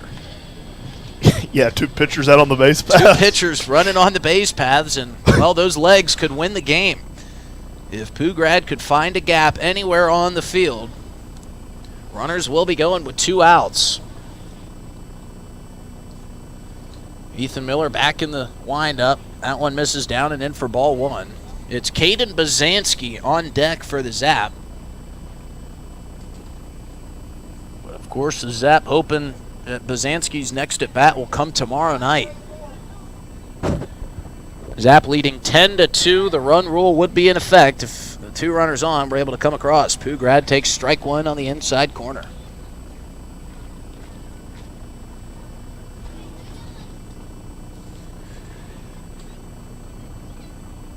The 8:30 hour has struck here in central South Dakota. 1-1 to Pugrad is lifted high, back behind home plate. Kadena giving chase, but running out of room and watching it bounce off the metal roofing above general admission. Count is 1-2 here to Pugrad.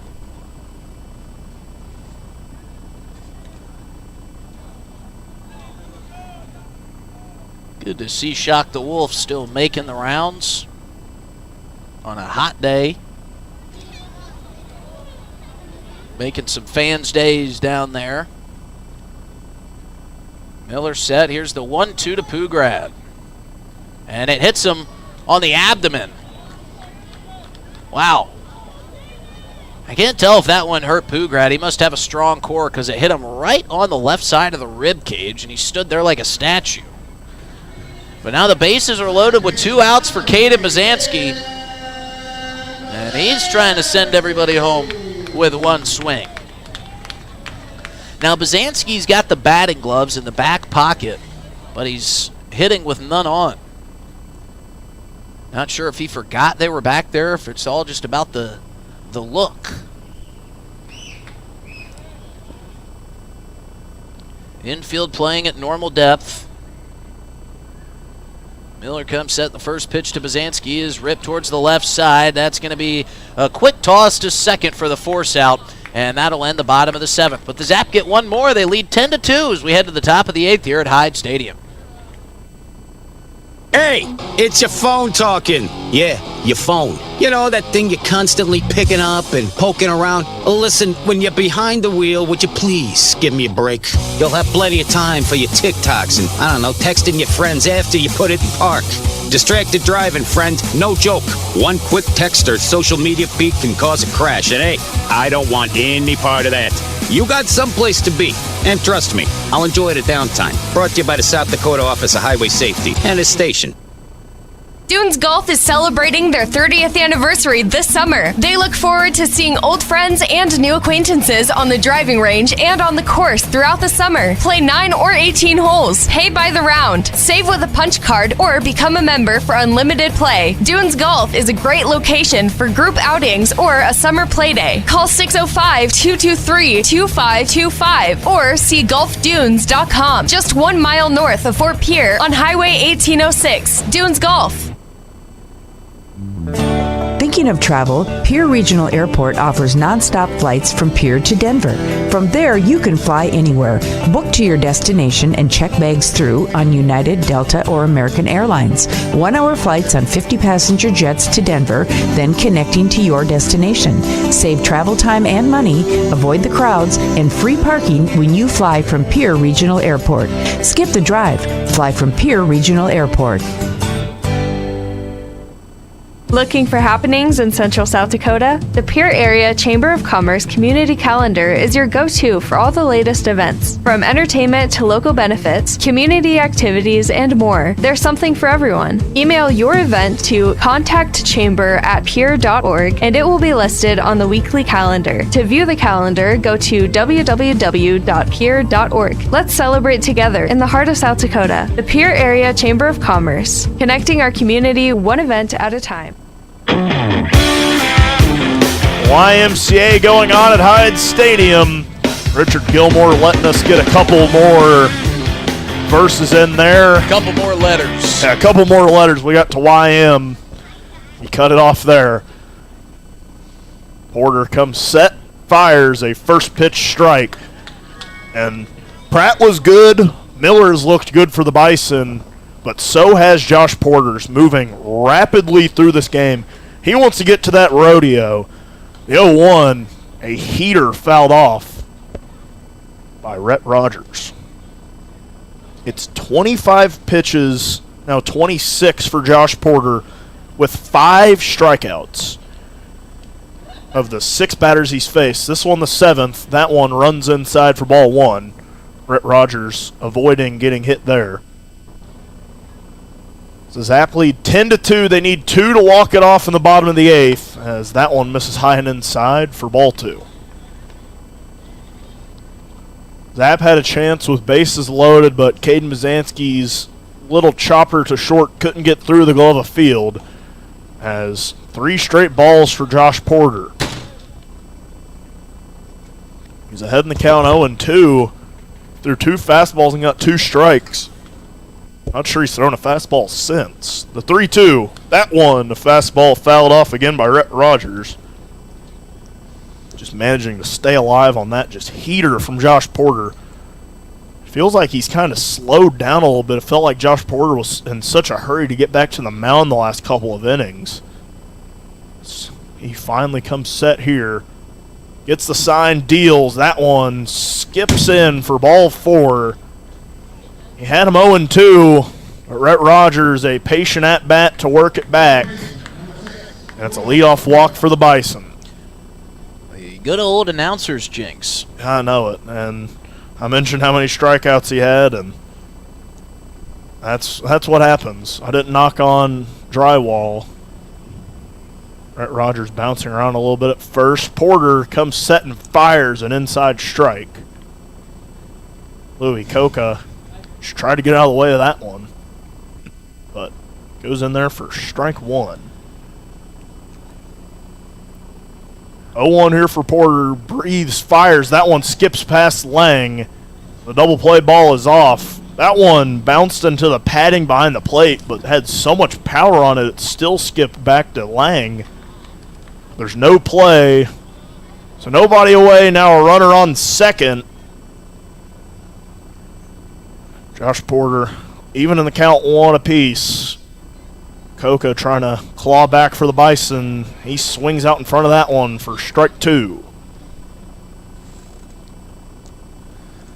Porter looking for a 6th strikeout. Trying to ignore that runner at second. Comes set, fires. That one drilled into left. Ty Farwell tried to jump for it, but he would have needed to be 7 feet tall. Curiel fires back in, but a no-out double scores 1 for the Bison. Yeah, great piece of hitting there. Tattooing that down into that left field corner. And a little bit of life for the Bison. Can't imagine that they're going to scrap together 7 more runs here in the top of the 8th inning. It would be an incredible comeback if they do. But it will serve as a little bit of good momentum carrying them into the 2 following games in this series. Certainly with how Porter was dealing. Got to be some momentum getting to him now. If you're a Bison hitter. Porter fired in a first pitch strike ahead in the count 0-1. Sets that one drilled towards Farwell. This time a chopper. Fires across the diamond to Hammond in time for the first out of the inning.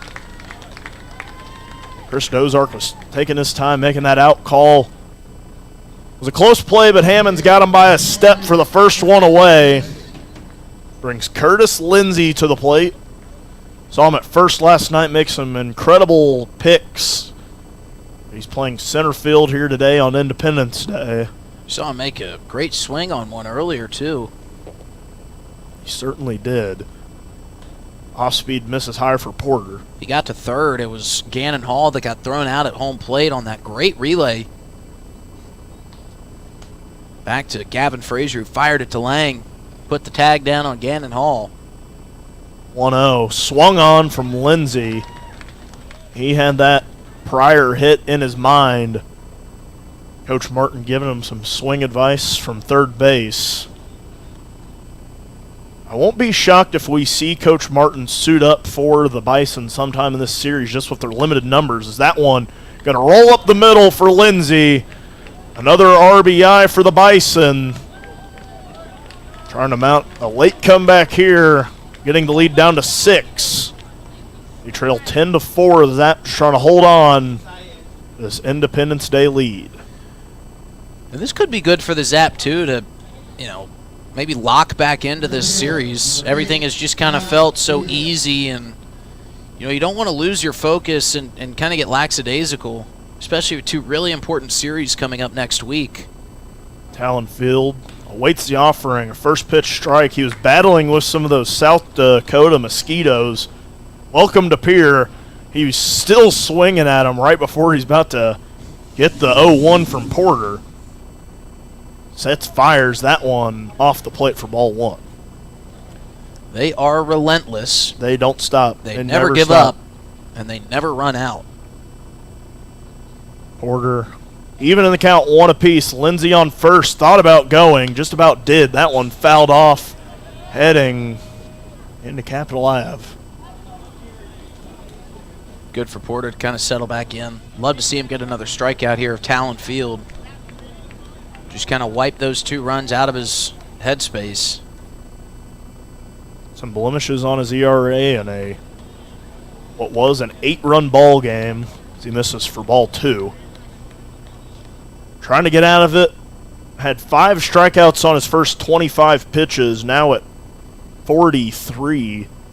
2-2.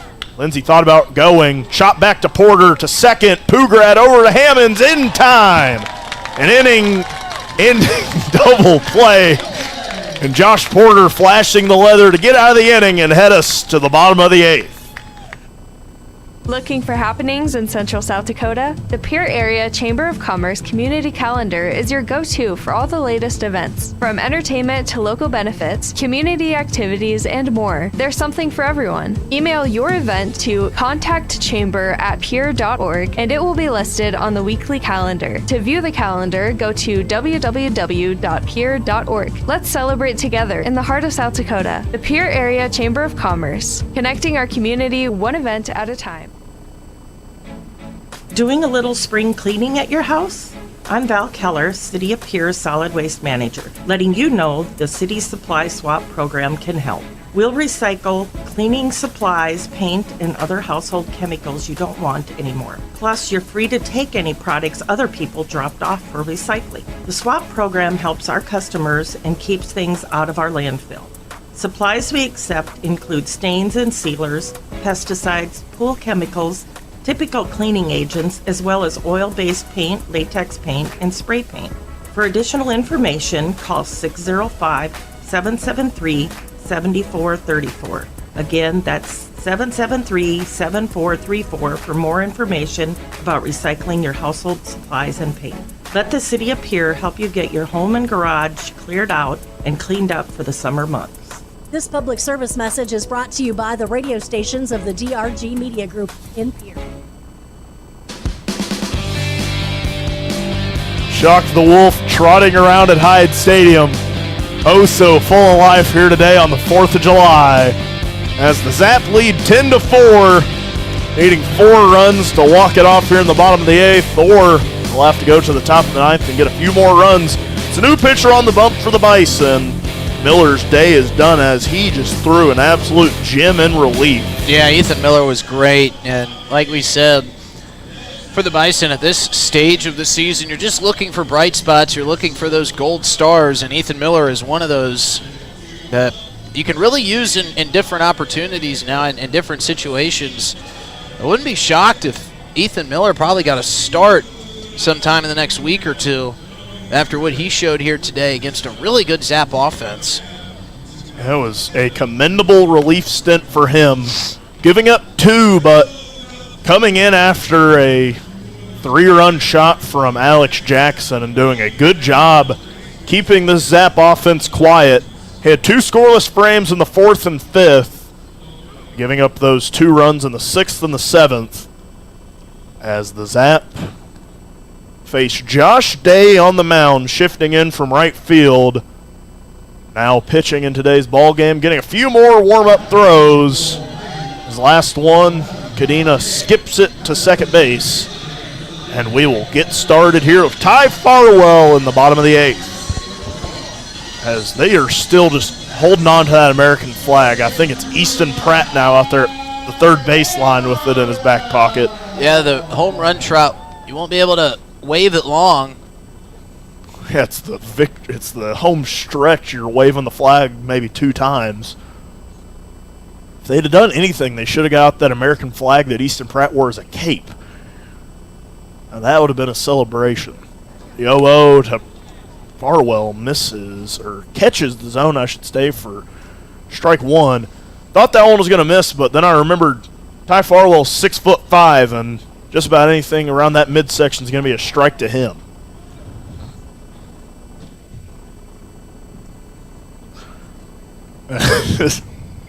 Shock the Wolf. I think he's hot today. As that poor guy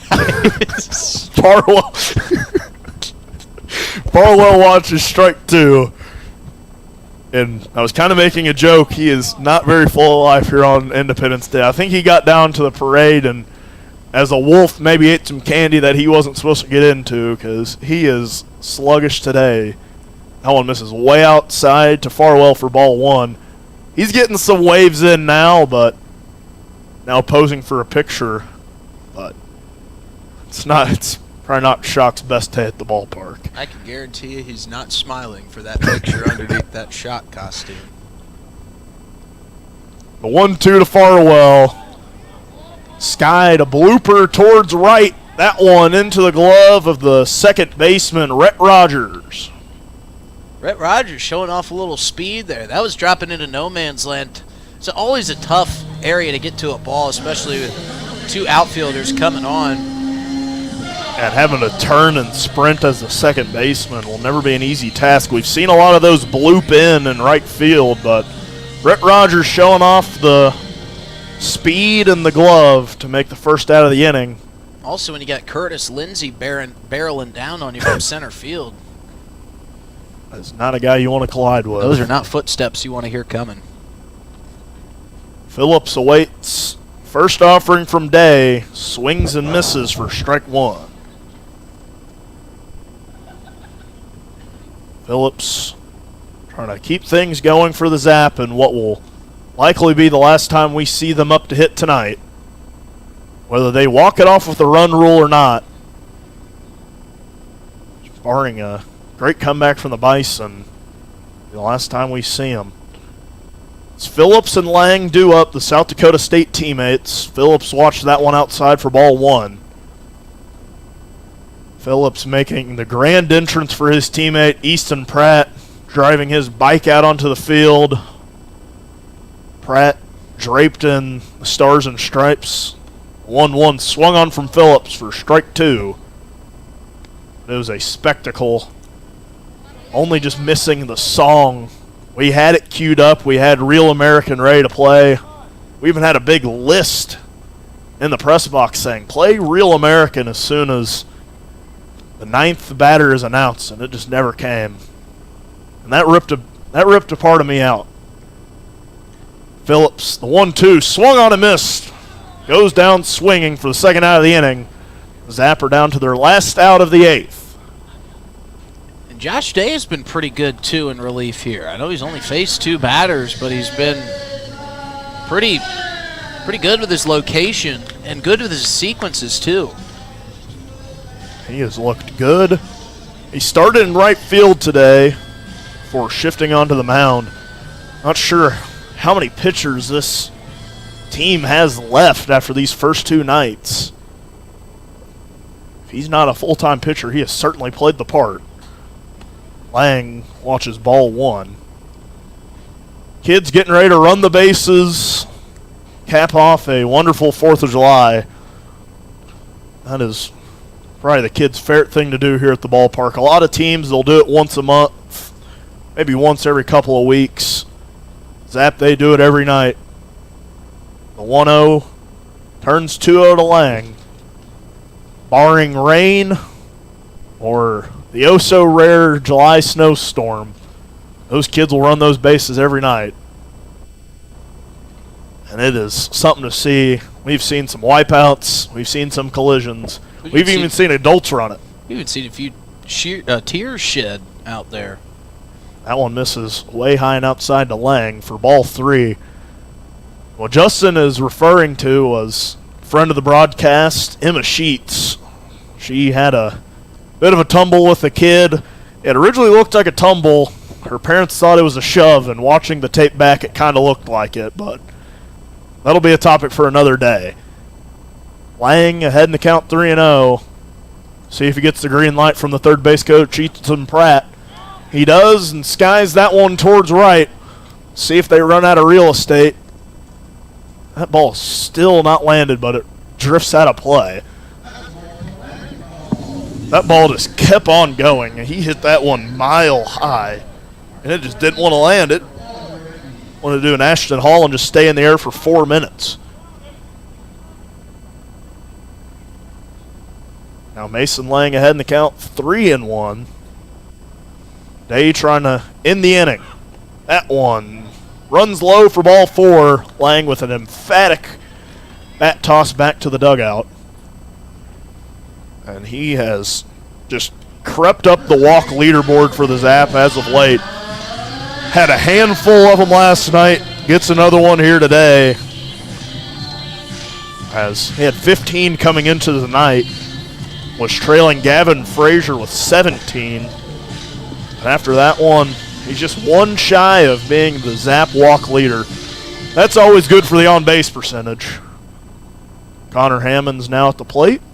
Laying on first. 2 away for the Zap.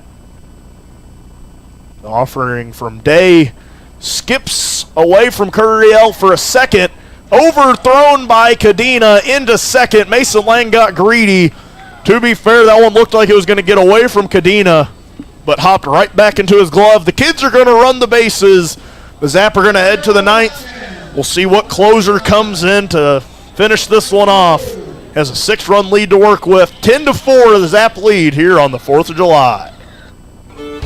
The summer is here, and you know what that means. The Oahe Zap are back, and we at DRG Media Group are bringing you coverage of every Zap home game all summer long. You can hear all the home Zap games on River 92.7, or you can watch them live on drgnews.com at the River 92.7 station page. The Zap are offering you fans something new every single night, so get out to Hyde Stadium for some Zap baseball this summer. Purchase your tickets on oahezap.com or buy them at the box office. If you can't make it to the game, we've got you covered on River 92.7 Oahe Zap Baseball, brought to you by DRG Media Group. Drew Drake on the mound here for the Zap to try to close this thing out. As Zap lead 10-4 here in the top of the 9th inning. Justin Cowart alongside Dylan Beach and Eli Lewis on the 4th of July. Been a great day here for the Zap as they look to get back-to-back wins, pick up another win in their chase and race for the postseason. And Drew Drake, we've seen him on the road when he makes his home debut here at Hyde Stadium with a big old cushion. Wouldn't go down as a save if he could get it done. But Dylan Beach has been handing out honorary saves all season long. You feel like giving out another one to Drew Drake here this afternoon?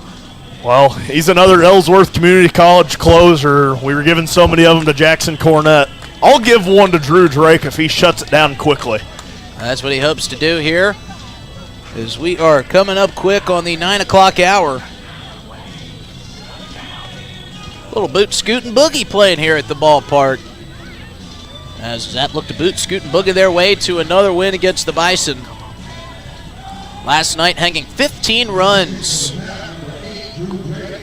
against the Bison, and they've hung 10 here today, and they hope not to have to come back up to the plate again here in the 9th inning. As that would not be the best outing for Drew Drake could that happen. As Remy Hart will lead things off here for the Bison. Drake, right-handed hurler, looks a lot like Aiden Johnson out on the mound. First pitch from Drake, catches the outside corner for strike one. Good start.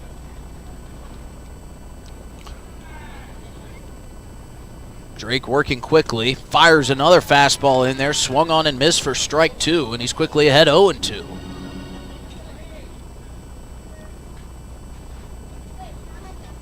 As quickly as he gets it back, he's firing. That one just off the plate for ball one. Drake, no nonsense. No walking around the mound, no rosin bag. Here's the 1-2 pitch, high and away, ball two. Bit of a profile for any Zap fans out there. Drew Drake, typically an off-speed hurler, doesn't really rely on that fastball often. The 2-2 fouled off down the right over the Bison dugout. He's a guy who will try to paint the corners, has excellent placement on his off-speed stuff, and that's what he's going to throw the majority of the time. And again, the 2-2 off the plate, ball 3. So Remy Hart waiting patiently here in the left-handed batter's box. You got to have runners on to start a rally. Here's the payoff pitch to Remy Hart. That one fouled into the mitt. Lang couldn't hold on to it. Would have been strike 3, but we'll do the payoff pitch all over again. Really impressive pitch there from Drew Drake. Just could barely not sneak it past the bat. Again, the payoff pitch. Just a bit low for ball 4. So Remy Hart will take the leadoff walk. He heads down to first base. And that'll bring up Josh Day, who we just saw out on the mound for the Bison. And Wyatt Gladue is playing first base. Well, we did mention Gladue's got some family in town, so maybe Coach Habiger wanting to put him out for a little bit of action in front of his family and friends. And Josh Porter's at second. And Porter also with some family and friends in town, probably wanted to see some action, as that one misses up and in for ball 1. Drake now working out of the stretch. The 1-0 in there for strike 1. Lang couldn't hold on to it, but it sure was a strike. And what's interesting is normally out of the stretch, the pitcher works quicker. But Drew Drake actually slowing things down out of the stretch as opposed to the windup, where he was blazing fast. Here's the 1-1 off the plate, ball 2. I hesitate to make any comments in between pitches from Drew Drake because I don't want to miss a pitch. That's how fast he gets the ball back and delivers. Comes set with the 2-1. That one chopped up the middle, could be 2. Taps second with 1. Pugrad all the way to first. What a toe drag for the double play as Jared Pugrad has put the Zap 1 out away from winning Game 2 of this series. Yeah, that was a defensive gem there from Pugrad. I'm sure Josh Porter was happy he didn't have to help turn that double play. And he felt like he was going to be thrust into action pretty quickly there. Pugrad, that ball actually bounced on the second base side of the bag. So he had to kind of slow his momentum down and had to drag that right foot far behind him to make sure he tapped the bag in time.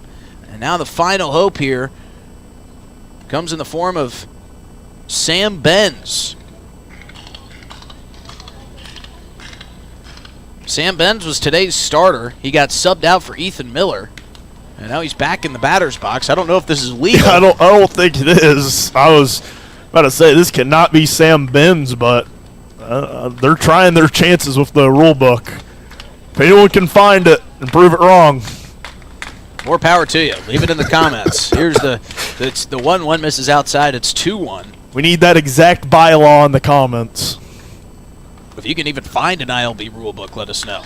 This one's grounded to Porter. He might be able to make the final out of the ballgame. He fires to Gladue at first, and the Zap are winners. Josh Porter to Wyatt Gladue from second to first. It's registered as a 4-3 putout, and the Zap win it 10-4, and some fireworks out in right center field to finish off this 4th of July win. The Zap players are scurrying away. They were the ones to light them. Don't light up the scoreboard, and a couple of fireworks going up high. I don't know if they got the go-ahead from the city of Pierre, but you know what? Who cares? It's 4th of July. Zap win it 10-4 as the fireworks show goes on. You know what they always say? The show must go on in baseball, and Hyde Stadium and their fans are being put onto a fireworks show here in Pierre. We'll step away, and we'll recap the win for you when we come back in our post-game show. Zapper winners again as they continue to roll 10-4, your final score. Hey, it's your phone talking. Yeah, your phone. You know, that thing you're constantly picking up and poking around. Listen, when you're behind the wheel, would you please give me a break? You'll have plenty of time for your TikToks and, I don't know, texting your friends after you put it in park. Distracted driving, friend. No joke. One quick text or social media feed can cause a crash. And hey, I don't want any part of that. You got someplace to be. And trust me, I'll enjoy the downtime. Brought to you by the South Dakota Office of Highway Safety and its station. Dunes Golf is celebrating their 30th anniversary this summer. They look forward to seeing old friends and new acquaintances on the driving range and on the course throughout the summer. Play 9 or 18 holes, pay by the round, save with a punch card, or become a member for unlimited play. Dunes Golf is a great location for group outings or a summer play day. Call 605-223-2525 or see golfdunes.com, just 1 mile north of Fort Pierre on Highway 1806. Dunes Golf. Thinking of travel, Pierre Regional Airport offers nonstop flights from Pierre to Denver. From there, you can fly anywhere. Book to your destination and check bags through on United, Delta, or American Airlines. 1-hour flights on 50-passenger jets to Denver, then connecting to your destination. Save travel time and money, avoid the crowds, and free parking when you fly from Pierre Regional Airport. Skip the drive.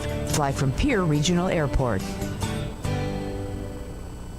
Looking for happenings in Central South Dakota? The Pierre Area Chamber of Commerce Community Calendar is your go-to for all the latest events. From entertainment to local benefits, community activities, and more, there's something for everyone. Email your event to contactchamber@pierre.org and it will be listed on the weekly calendar. To view the calendar, go to www.pierre.org. Let's celebrate together in the heart of South Dakota. The Pierre Area Chamber of Commerce, connecting our community one event at a time.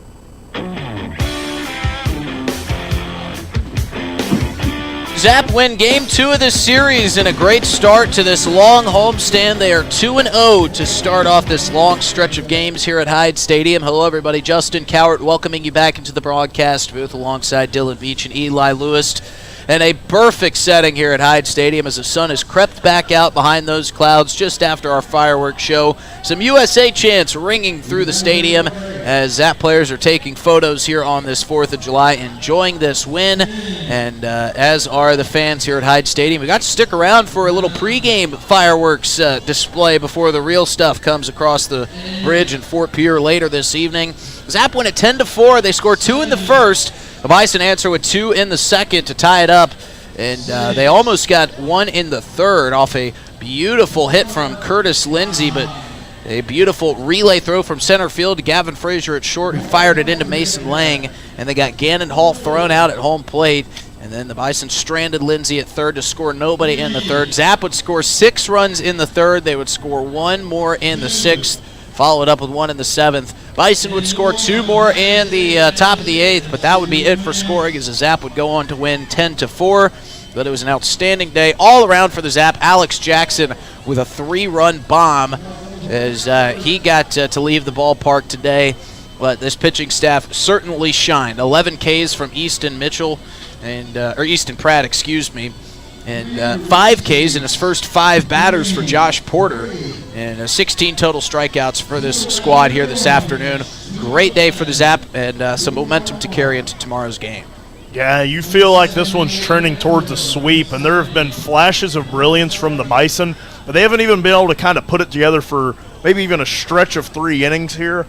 It feels like they're going to kind of click into rhythm at some point in this series, but it's more of a question of if it's going to happen rather than when it's going to happen, and they've looked good at times, but it has felt like it's just been all Zap here at Hyde Stadium. Sure has been. Zap get their second straight win. It's another day for the Zap in which they score 10 or more runs. Feels like they do that just about every time they take the field here at Hyde Stadium, and they hope to do it tomorrow. We'll be back with coverage for Saturday's matchup between the Bison and the Zap, and it will be Bark in the Park night, so bring your 4-legged friends. I sure will be. He's going to be happy to be hanging out up here in the AC of the broadcast booth. My dog Charlie already told me he's very much looking forward to Bark in the Park. I can't wait to meet him. You're going to have a great time. You're probably going to like him a lot more than you like me. But a final score here one more time from the Zap. Win at 10-4 for Eli Lewis. For Dylan Beach, I'm Justin Cowart, thanking you for tuning in and thanking our sponsors from the Pierre Area Chamber of Commerce, from the Pierre Regional Airport, and for Venture Communications sponsoring our first inning fiberfact.